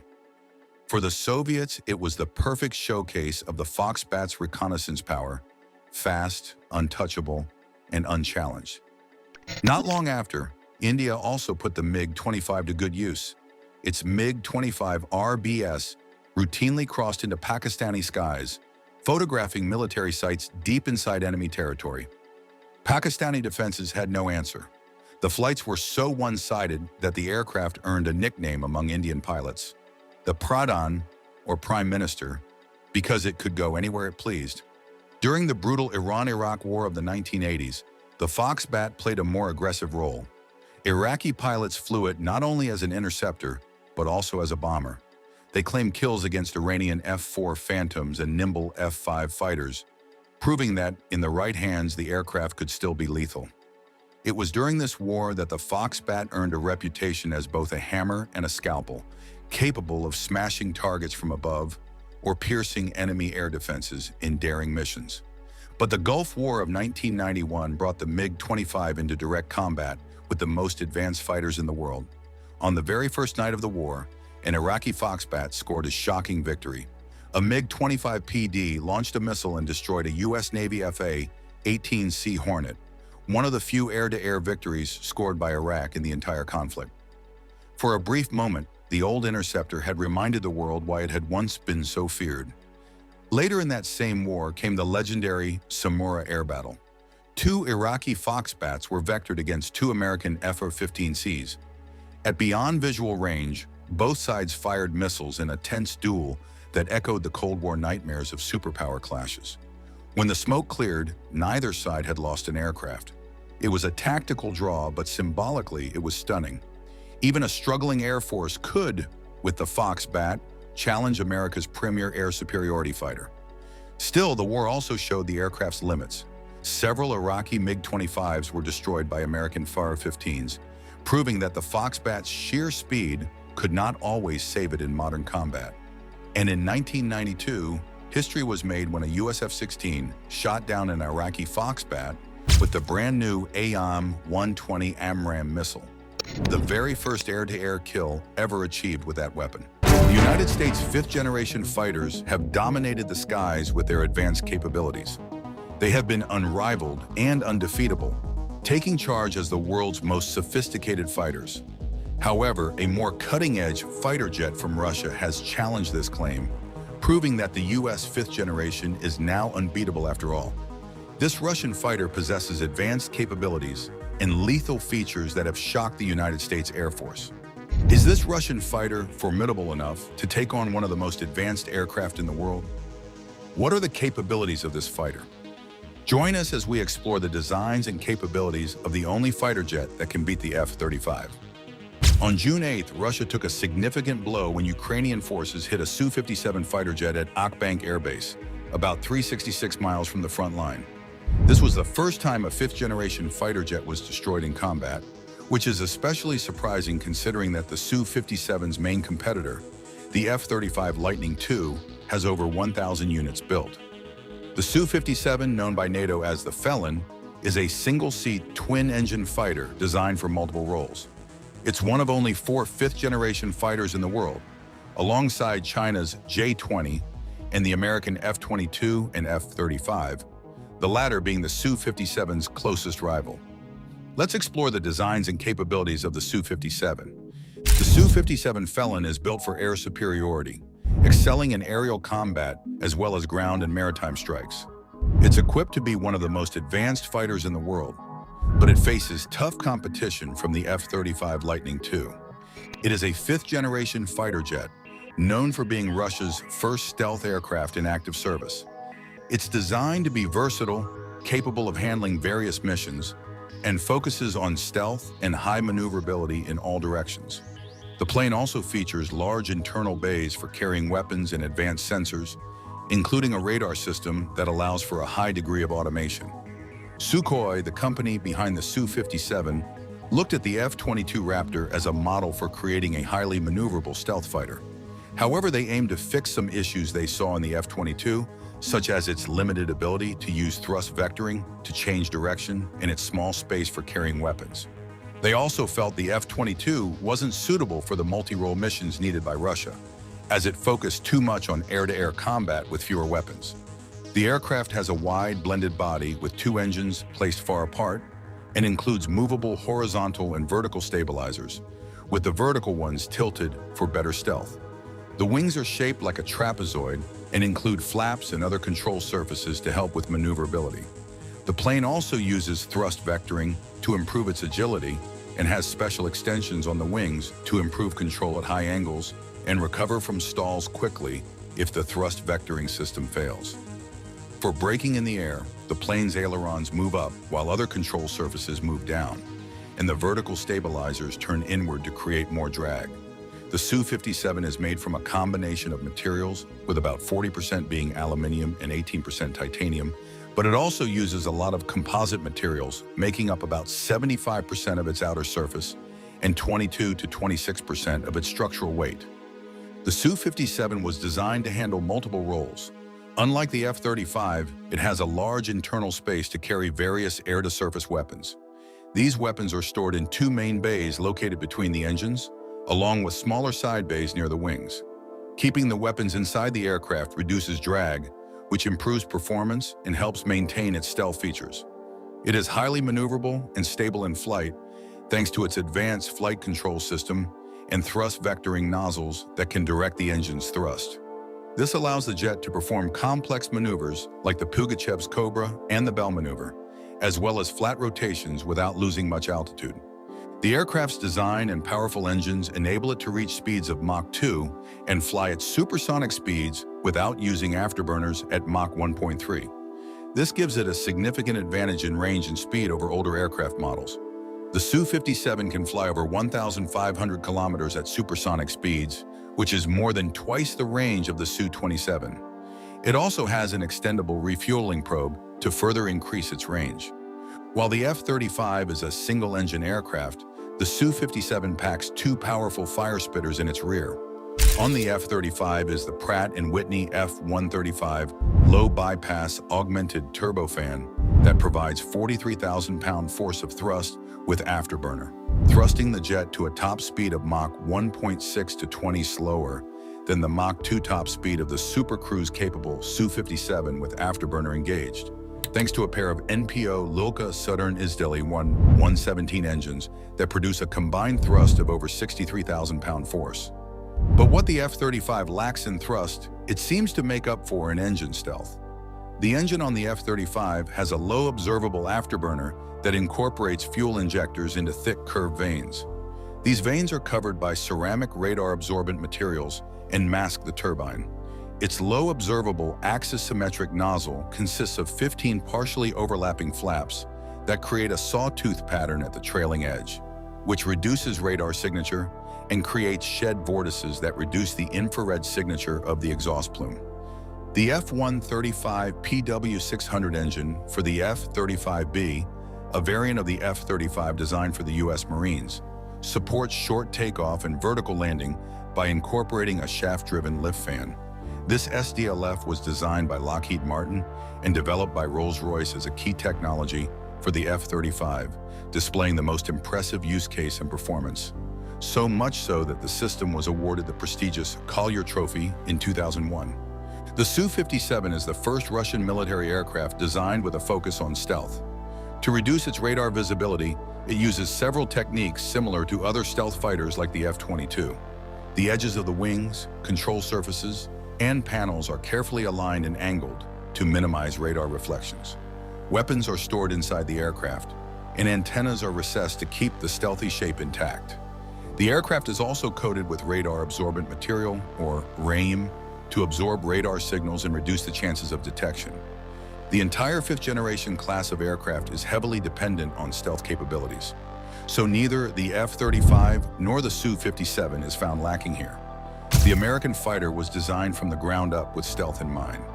Its manufacturer, Lockheed Martin, aligned its edges, serrated its skin panels, and masked the engine with easy-to-maintain fiber matte skin for low observability. They also reduced infrared and visual signatures, enabled the reflection of radar waves, and used strict controls of radio frequency emitters. The result is a radar cross-section lower than that of a metal golf ball. However, like other stealth aircraft, the Su-57's low observability is most effective against high-frequency radars, which are typically used by other aircraft. Low-frequency radars, such as those used for weather and early warning, are more likely to detect the Su-57 because of its size, but these radars are larger, more prone to interference, and less precise. To preserve their stealth profiles, both fighters by default carry their weapons internally, although they both have external hardpoints to carry weapons when stealth isn't the topmost priority. The F-35 has 4 internal hardpoints and 6 external hardpoints that combine to hold up to 18,000 pounds of weapons. These weapons are a combination of the most advanced American air-to-air missiles, air-to-surface missiles, and anti-ship missiles. It also wields conventional bombs such as the GBU-53/B Stormbreaker and nuclear bombs such as the B-61 Mod 12 nuclear bomb. For more rapid fire, the F-35 packs a 180-round, 25mm GAU-22/A4 barrel rotary cannon that fires 3,300 rounds per minute, which is far superior to the 1,500 rounds per minute of the 30mm Gryazev-Shipunov JISH-31 autocannon on the Su-57. There's a reason for this. The F-35, being a multi-role fighter, would be tasked with providing close air support to troops on the ground in a bid to replace the renowned A-10 Warthog. The Russian fighter has 6 internal hardpoints and 6 external hardpoints that combine to carry an estimated 16,500 pounds of weapons, slightly less than the weapons payload of the F-35. On its hardpoints is a combination of air-to-air missiles, air-to-surface missiles, anti-ship missiles, anti-radiation missiles, and conventional bombs. It's unclear if the Su-57 would be able to wield nuclear weapons like the F-35 can. The Su-57 takes things further with thrust vector control. The engine nozzles can rotate to direct thrust in different directions, allowing the jet to execute complex maneuvers in pitch, yaw, and roll. This level of control, first seen in earlier Sukhoi models like the Su-30 MKI and Su-35S, makes the Su-57 incredibly agile, capable of feats that seem to defy the laws of physics. The engines also include variable intake ramps for efficiency at supersonic speeds and retractable screens to protect against debris when taking off from rough runways. However, the AL-41F1 engines haven't been without controversy. In 2011, a Su-57 had to abort takeoff due to a compressor stall during the Moscow Air Show, raising concerns about reliability. Looking to the future, the Su-57M is set to receive an even more advanced engine, the AL-51F1, by the mid-2020s.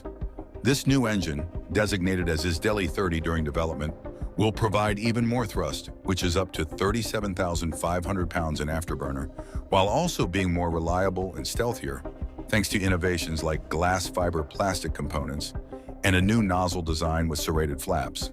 As if that weren't enough, by 2023, reports surfaced that UEC Saturn is working on a sixth-generation engine design for the Su-57, pushing the boundaries of what this fighter jet can achieve. By December 2023, all new Su-57s delivered to the Russian Air Force will be equipped with this advanced Stage 2 engine, setting a new standard for power and performance in military aviation. The Su-57 is equipped with two main internal weapon bays, each about 14.4 feet long and 3 feet wide, and two smaller side weapon bays near the wing roots. The main bays are fitted with launchers that can handle different types of missiles.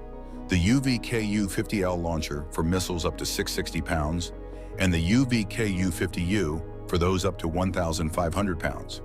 The side bays use VPU-50 launch rails. For air combat, the Su-57 can carry 4 long-range missiles in the main bays and 2 short-range missiles in the side bays. The primary medium-range missile is the R-77M, an advanced version of the R-77 with improved radar guidance and a dual-pulse motor. For close-range combat, it uses the R-74M2, a heat-seeking missile designed to fit inside the aircraft. There's also a new short-range missile, the KAMD, in development to eventually replace the R-74M2. For longer-range missions, the Su-57 can carry the ISDELI-810 missile, an upgraded version of the R-37M. For striking ground and sea targets, the Su-57 can carry precision-guided bombs like the KB-250 and KB-500, as well as a variety of missiles including the KH-38 for air-to-ground attacks, the KH-35U anti-ship missile, the KH-58 USHK anti-radiation missile, and the KH-69 cruise missile. When stealth is not a priority, the aircraft can also carry weapons on 6 external hardpoints. Additionally, a new hypersonic missile similar to the KH-47M2 Kinzhal is being developed for internal carriage within the Su-57. The Su-57 also features a 30mm autocannon mounted inside the aircraft near the right wing root. This cannon has an effective range of about 870 yards against aerial targets and 2,000 yards against ground targets. One main feature of the aircraft is a modern glass cockpit without any old-style analog gauges. Instead, it displays information on 2 large 15-inch multifunctional LCD screens, similar to the setup in the Su-35S. Additionally, there is a smaller multifunctional display and a digital control panel. The cockpit includes a wide-angle head-up display that gives the pilot key information directly in their line of sight. The primary controls are a joystick and a pair of throttles, with major functions managed through a hands-on throttle and stick system. The aircraft's canopy is made of 2 parts, with the rear section sliding forward to lock into place. This canopy is coated with a special material to reduce the plane's radar visibility. For pilot safety and comfort, the Su-57 uses the NPP Zvezda K-Kuyo 36D5 ejection seat and the SOG-50 life support system, which includes anti-G protection and an oxygen generation system. The pilot wears a Zeiss AH-10B helmet equipped with a digital display that tracks eye movements, helping to target enemies even at high angles. The oxygen system provides an unlimited supply during flight. The life support system allows the pilot to perform intense 9G maneuvers for up to 30 seconds. The ejection seat, along with the PPK-7 flight suit, ensures safe ejection at altitudes ranging from ground level to 66,000 feet and speeds up to 810 miles per hour. The system also includes a survival kit to help the pilot after ejection. Both the F-35 Lightning II and the Su-57 are fitted with the most advanced avionics and armament their respective countries have to offer. For the F-35, the AN/APG-81, Active Electronically Scanned Array Radar, AON/ASQ-239, Barracuda Electronic Warfare System, AN/AAQ-37 Distributed Aperture System, AON/AAQ-40 Electro-Optical Targeting System, and AN/ANQ-242 Communications, Navigation, and Identification Suite, all combine to provide rapid beam agility, multiple operational modes, all-aspect missile launch and target tracking, 10 radio frequency antennas, all-aspect radar warning receiver, self-defense against missiles, the detection and jamming of hostile radars, laser targeting, forward-looking infrared capabilities, long-range IRRS functions, and an impossible level of sensor fusion to give the pilot and friendlies an omnipresent tactical picture of the battle space without compromising stealth. All of these are made possible by software running on a shocking 86 million lines of code, which is more than double the 4 million lines of the Su-57's code. But this isn't a coding competition, and in terms of avionics, the Su-57 has its own statement to make. Its central integrated management system fuses all the data from the SH-121 radar and electronic warfare radio electronic system, the 101KS electro-optical system, multiple, the NO-36 radar DAR-101, X-band, active electronically scanned array radar, and 2 the NO-36 radar L-band transceivers for friend or foe identification and electronic warfare. This allows for the total integration of avionics systems, maximization of pilots' situational awareness, and reduced workload. Still, the priority for the Su-57 is air superiority, and thus it has fewer avionics systems than the multi-role F-35. Unlike the F-35, the Russian fighter has the PAK-FA program. One of the main technical goals of the PAK-FA program is to fully integrate the Su-57's avionics systems, or sensor fusion, to improve the pilot's awareness of the surroundings and reduce their workload. The integration of these systems is managed by an information management system developed by GRPZ from Ryazan. The key systems include the Sh-121 multifunctional integrated radio electronic system and the 101KS Atoll electro-optical system. Unlike earlier Sukhoi aircraft, Sukhoi itself handled the integration of the IUS, rather than relying on RPKB of Armenskia. The integrated avionics suite, known as IMABK, uses fiber optic channels and runs on over 4 million lines of code. The Sh-121 system includes the NO-36 Bielka radar system and the L-402 Himalayas electronic countermeasure system. The NO-36 radar, developed by Tikhomarov NIIP Institute, features a main nose-mounted X-band radar with 1,114 modules and 2 side-looking X-band radars with 404 modules each, providing wider coverage. The radar antennas are tilted back for stealth purposes. The side radars allow the Su-57 to guide its own missiles while performing evasive maneuvers. The system also has L-band transceivers on the wing edges, which help with identifying friend or foe in electronic warfare. The L-402 Himalayas ECM suite works with both its own arrays and the NO-36 radar system, with one array located between the engines. Communication and data exchange between aircraft and command centers are managed by the S-111 system. The 101KS Atoll electro-optical system includes various sensors like the 101KSV infrared search and track, 101KSO directional infrared countermeasures, and others for navigation and targeting. The URST is mounted near the cockpit and can track multiple targets, while the DORS-EM system, a first for a fighter aircraft, has turrets mounted on the aircraft to protect against incoming missiles. The Su-57 can also deploy countermeasures like flares and radar decoys from dispensers in the tailboom. For navigation, the Su-57 uses the BINS SP2M inertial navigation system, which can work with GLONASS and is controlled by the IVS-50 computing system. KRET, the developer, announced in 2016 that it is working on a video processing system called Okhotnik to improve target detection and tracking. The aircraft also has a monitoring system that can predict the lifespan of its composite parts, making maintenance more efficient. Additionally, the Su-57 could be used to test advanced AI and unmanned teaming technologies for future fighter programs, and it has even demonstrated autonomous flight without pilot input. It is important to note that over 1,000 F-35s have been built since 2006. While Russia struggles to build a Su-57 in any significant numbers, only 32 units of the fighter have been built since 2009, many of which can't currently take to the skies to protect their nation. And the ones that can are apparently being picked off and destroyed in the Ukraine war. The war has also reportedly slowed down the already slow production of the Russian fighter.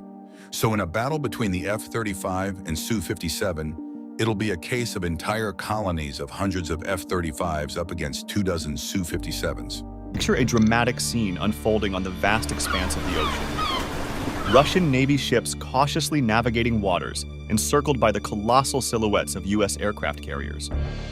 The air crackles with tension, each vessel a floating fortress of military might. But in this high-stakes game of maritime chess, the unexpected lurks just beneath the surface.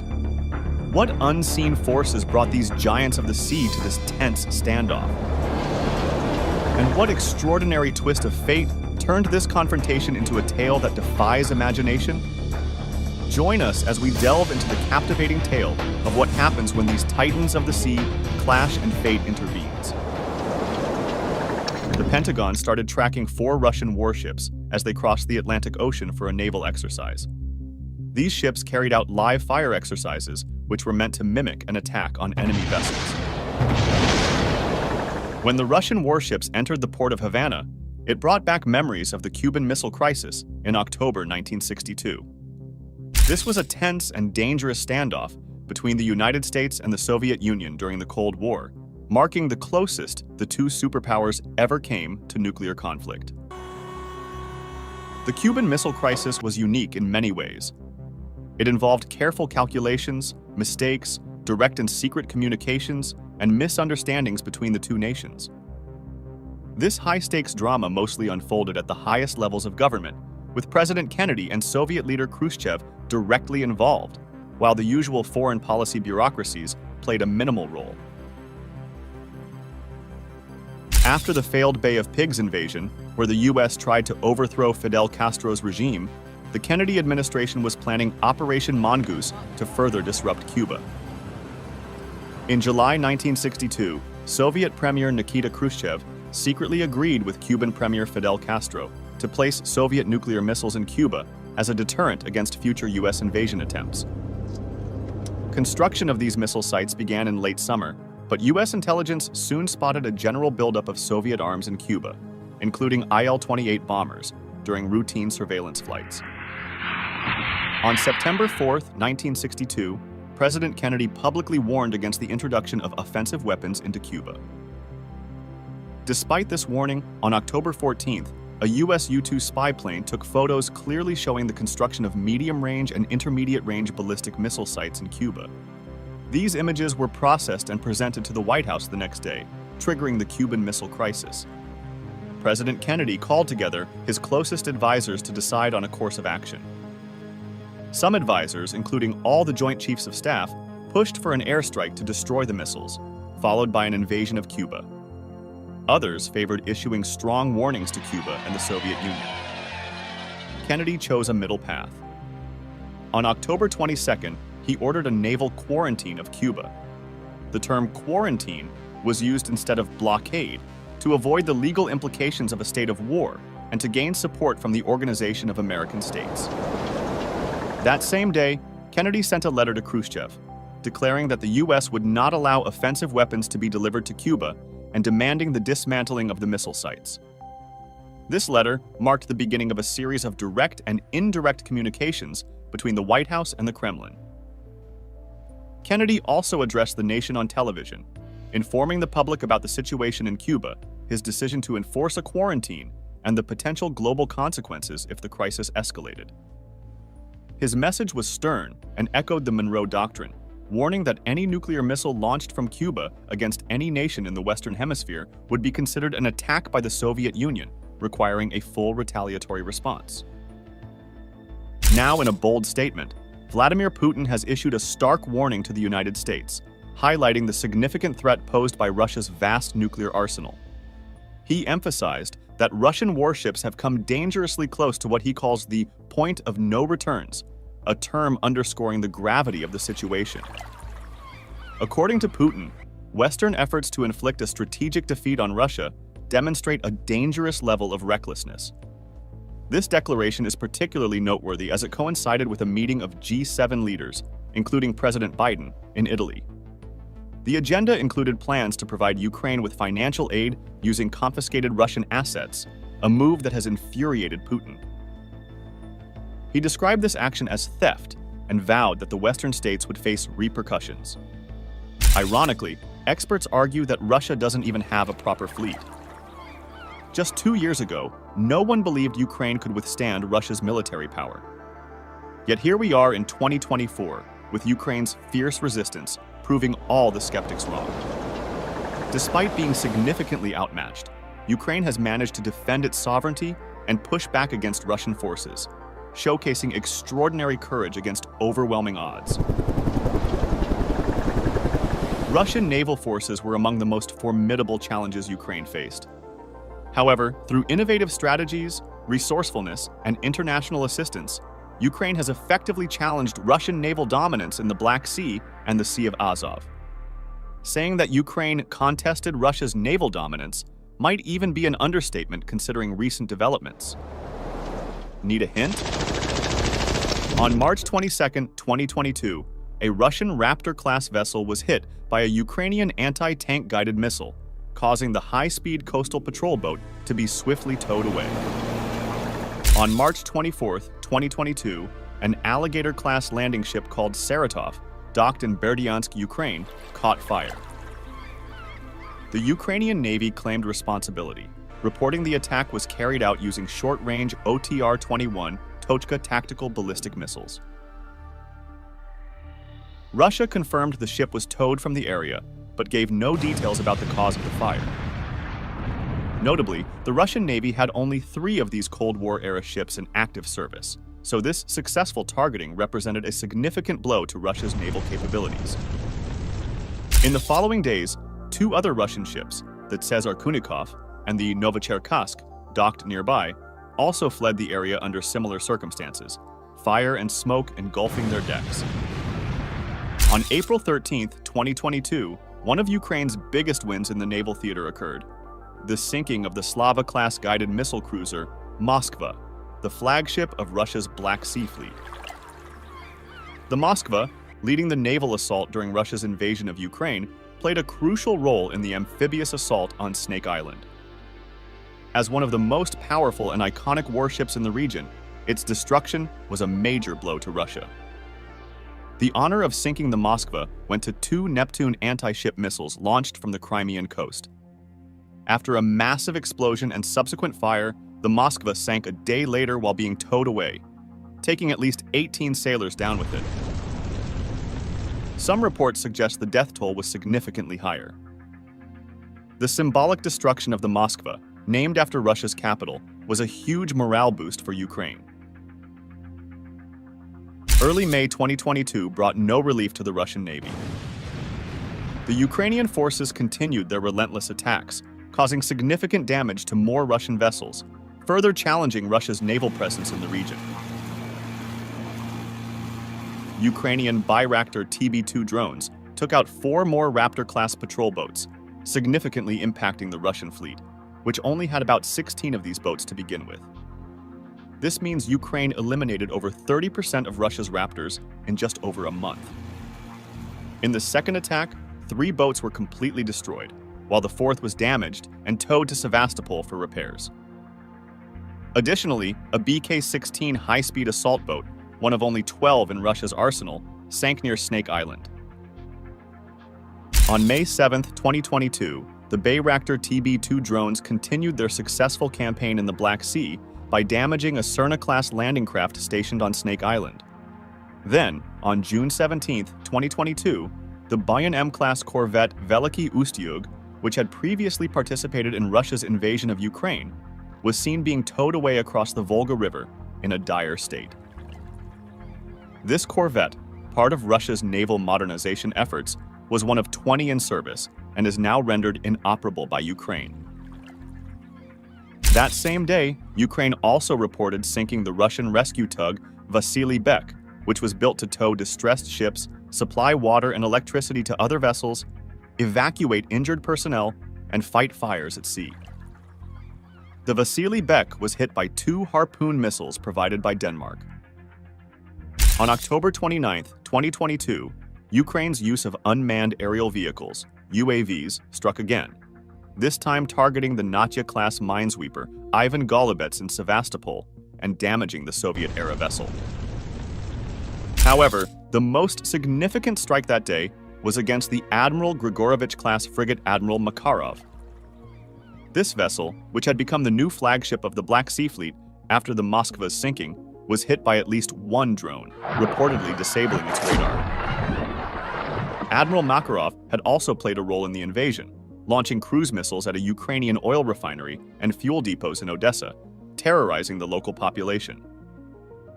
Although the Russian Navy claimed the damage was minor, the frigate was out of commission until August 2023, leaving one of Russia's most advanced ships inactive for 10 months. A significant victory for Ukraine. On August 4, 2023, a coordinated effort between the Security Service of Ukraine and the Ukrainian Navy dealt a significant blow to the Russian Navy near the port of Novorossiysk, approximately 260 miles east of Sevastopol.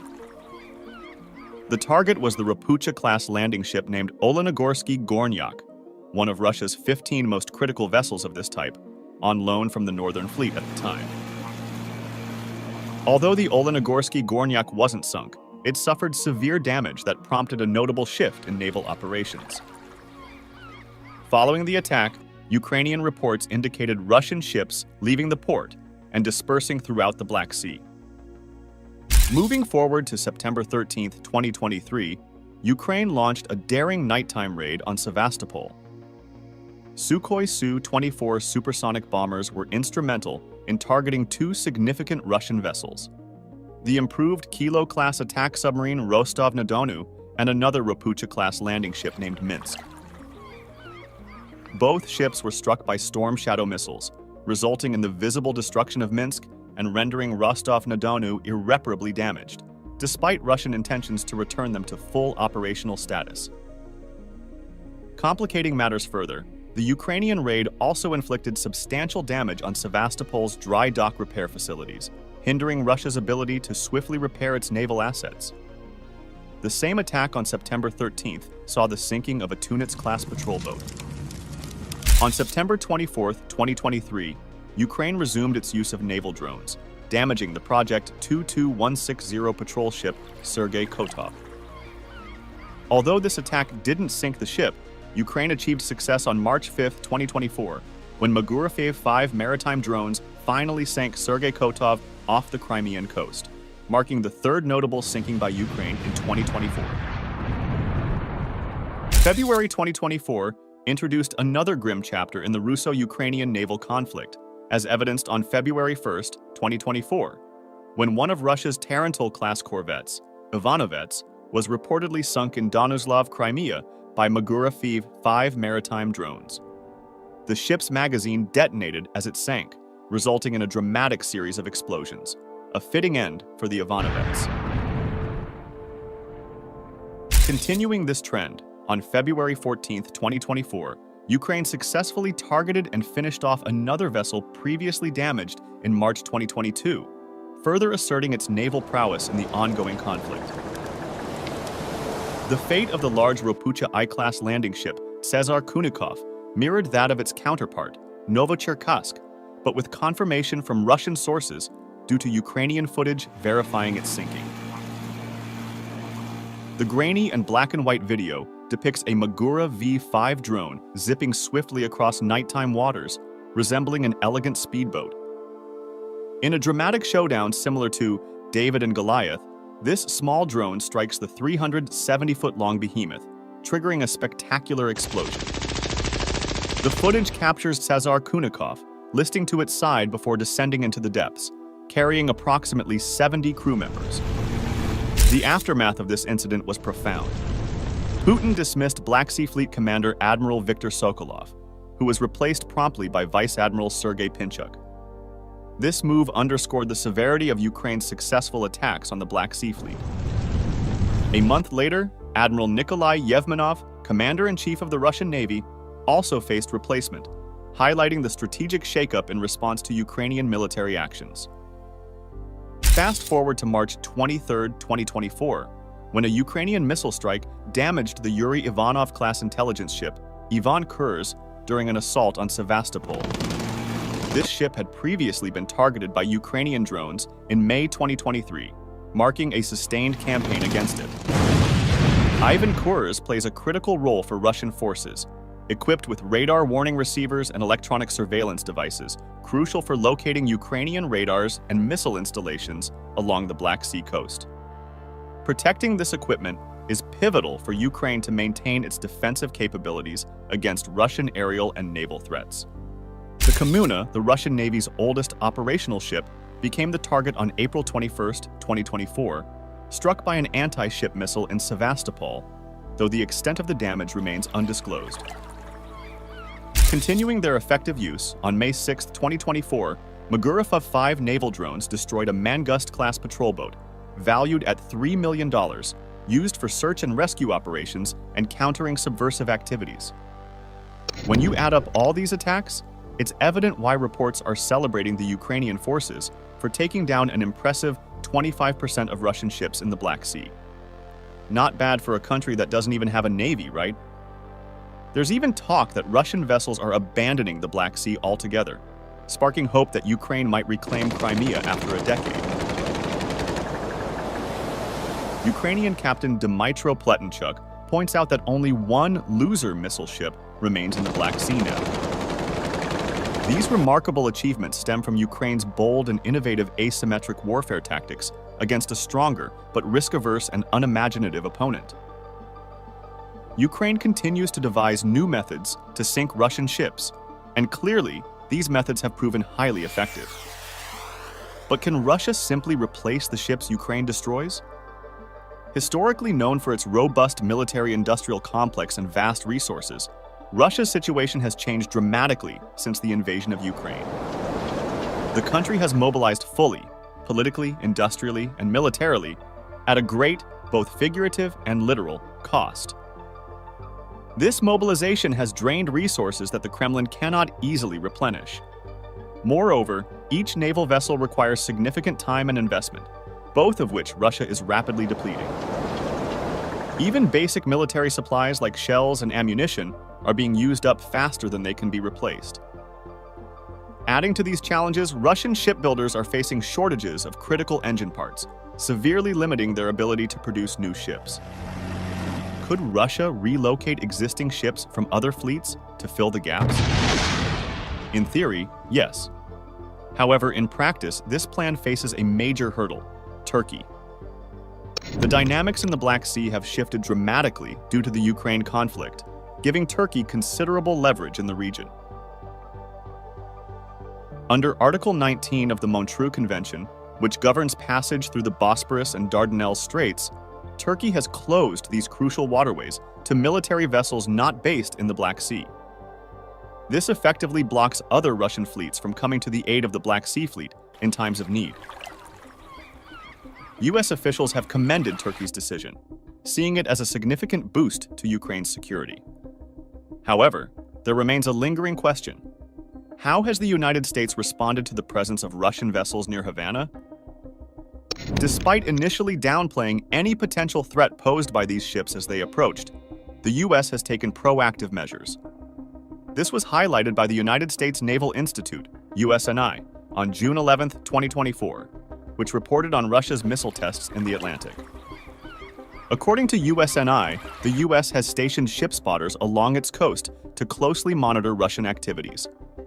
Additionally, the US has dispatched several of its ships, including 3 guided missile destroyers, to survey the Russian fleet. Complementing these efforts is the deployment of a P-8A Poseidon anti-submarine aircraft, specifically tasked with countering the presence of the Kazan nuclear submarine. This demonstrates a robust response aimed at matching and neutralizing any potential threats should the Russian ships deviate from their stated training objectives.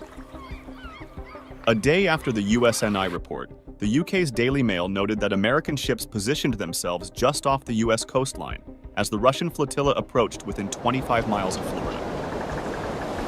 The Royal Canadian Navy also joined in by deploying the HMCS Ville de Quebec, a Halifax-class frigate, to support the monitoring operation alongside the US. This coordinated effort underscores America's vigilance in closely monitoring the situation. But what if a worst-case scenario unfolds? What if Russia opts to launch an attack or engage in aggressive actions during its naval exercises? To answer these concerns, we must examine both the capabilities of Russia's vessels and the resources deployed by the United States in response. Among Russia's flotilla, the rescue tug and fleet oil tanker play supportive roles, but lack the firepower for direct naval combat.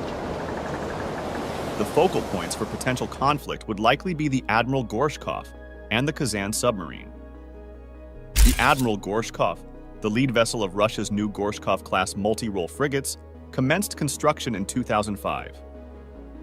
It represents Russia's ambitious effort to modernize its naval capabilities amid America's significantly superior navy. Measuring approximately 426 feet and crewed by 200 personnel, the Admiral Gorshkov boasts formidable weaponry. Equipped with 3D air search radars, it can detect incoming aircraft and potentially intercept anti-ship missiles. Its arsenal includes a 130 mm gun mount and a 30 mm close-in weapon system, designed to defend against aerial threats with precision. Speaking of missiles, Admiral Gorshkov is armed with 8 of Russia's SS-NX-26 Yakhont cruise missiles, specialized for ship-to-ship combat against any type of naval surface vessel. These missiles are highly potent, boasting a range of 186 miles and offering a choice between a 440-pound explosive warhead or a more powerful 551-pound semi-armor piercing warhead. These capabilities make them formidable against smaller ships, especially enhanced by improvements made in 2002 with imaging infrared and active radar seekers, ensuring high accuracy. What's more, these missiles achieve speeds up to Mach 2.2, making them extremely difficult to intercept. But that's not all. The Admiral Gorshkov is also equipped with the Medvedka II anti-submarine warfare system, 21-inch torpedo tubes, and the Hurricane surface-to-air missile defense system. Not to mention its BrahMos supersonic cruise missiles, capable of delivering a 660-pound warhead over distances up to 180 miles. Additionally, there's the Zircon anti-ship cruise missile, a hypersonic weapon reportedly capable of flying at 9 times the speed of sound, with a range of about 620 miles and advanced radar seekers. These impressive armaments highlight Admiral Gorshkov's capabilities on paper, showcasing some of Russia's most advanced naval technologies. But how would the U.S. destroyers, such as the USS Donald Cook reportedly monitoring Gorshkov, fare in a direct confrontation? The USS Donald Cook, commissioned in 1998, measures 505 feet in length, making it larger than the Admiral Gorshkov. It accommodates a larger crew of 330 enlisted sailors and up to 26 officers at full capacity. While specifics on which destroyers are deployed were not fully disclosed by USNI, the presence of USS Donald Cook, as reported by the Daily Mail, suggests a robust American response. In a head-to-head scenario, the odds slightly favor the USS Donald Cook due to its size and potentially greater firepower. However, the outcome of any naval engagement would depend on numerous factors, including tactics, crew training, and the operational context in which such a confrontation might occur. The Arleigh Burke-class guided missile destroyer is a formidable warship, equipped with an array of weaponry that would make it a significant threat to Admiral Gorshkov. At its heart is the Mk-41 vertical launching system, capable of deploying a variety of missiles suitable for any combat scenario: anti-aircraft, anti-submarine, anti-surface, and ballistic missiles. This versatility allows the destroyer to effectively counter both the Admiral Gorshkov and the Kazan submarine. In terms of its missile arsenal, the USS Donald Cook carries vertical launch anti-submarine rocket missiles, each with a range of 10 miles and a high explosive warhead weighing nearly 97 pounds. Additionally, it is equipped with Tomahawk and Harpoon missiles. The Harpoon missiles, which would likely be used against Admiral Gorshkov, can travel up to 149 miles and carry a substantial payload of 493 pounds. Although not as fast as the hypersonic missiles on Admiral Gorshkov, these missiles are powerful and can be launched in multiple salvos. Further enhancing its capabilities, the USS Donald Cook is armed with a Mk-45 5-inch lightweight gun, Mk-46 torpedoes, two 25mm machine guns, and the Phalanx close-in weapon system for defense against incoming threats. While Admiral Gorshkov boasts the Zircon hypersonic missile, capable of incredible speeds that challenge traditional defenses, the presence of 3 U.S. destroyers monitoring the Russian flotilla ensures redundancy and overwhelming force if needed. Even if one destroyer were to be overwhelmed, the others could swiftly respond, demonstrating the U.S.'s capability to project power effectively. Moving to the Kazan submarine, also known as the Yasin-M, represents a significant leap in Russia's submarine technology. As the second vessel in Russia's Yasin class, introduced in 2009, it features numerous upgrades that distinguish it as a leading asset in Russia's submarine fleet. The Royal United Services Institute describes it as the future of Russia's submarine force, highlighting its advanced capabilities aimed at showcasing Russia's naval prowess to the United States.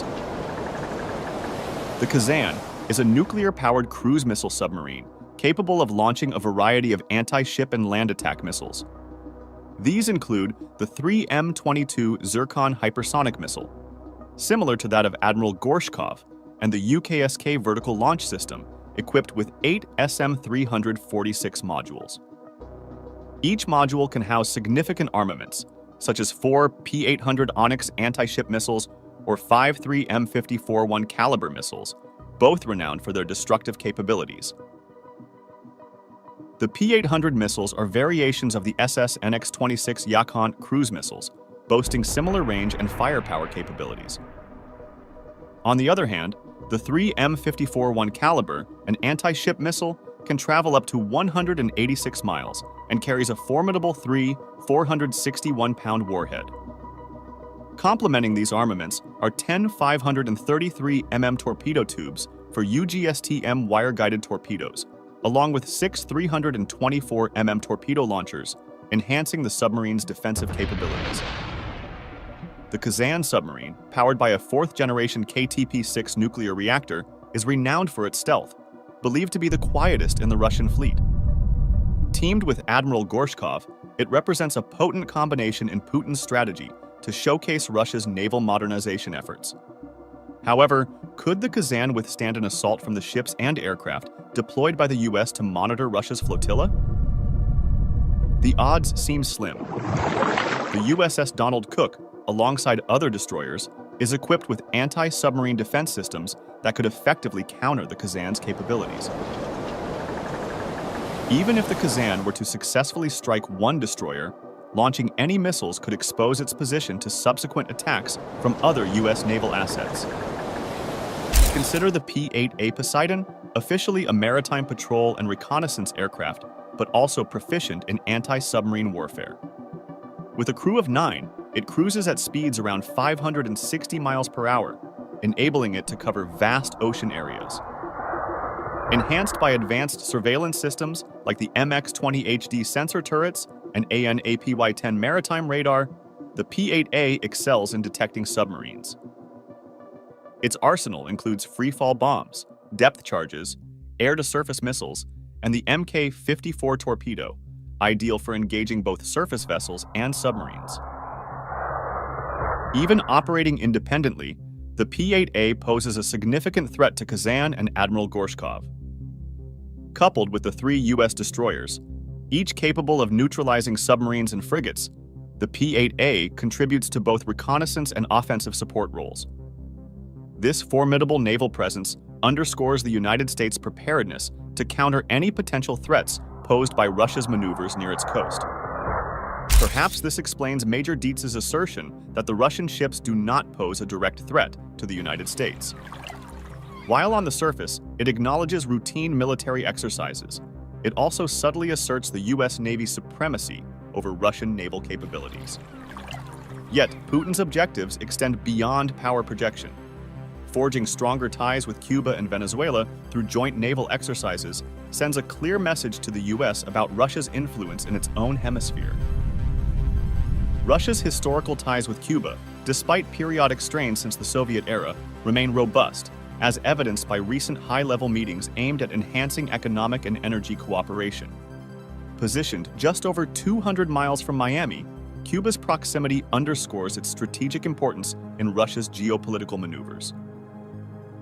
The joint naval exercises not only signify military collaboration, but also signal to the US that Russia has a dependable ally close to its borders, capable of hosting and supporting Russian naval operations.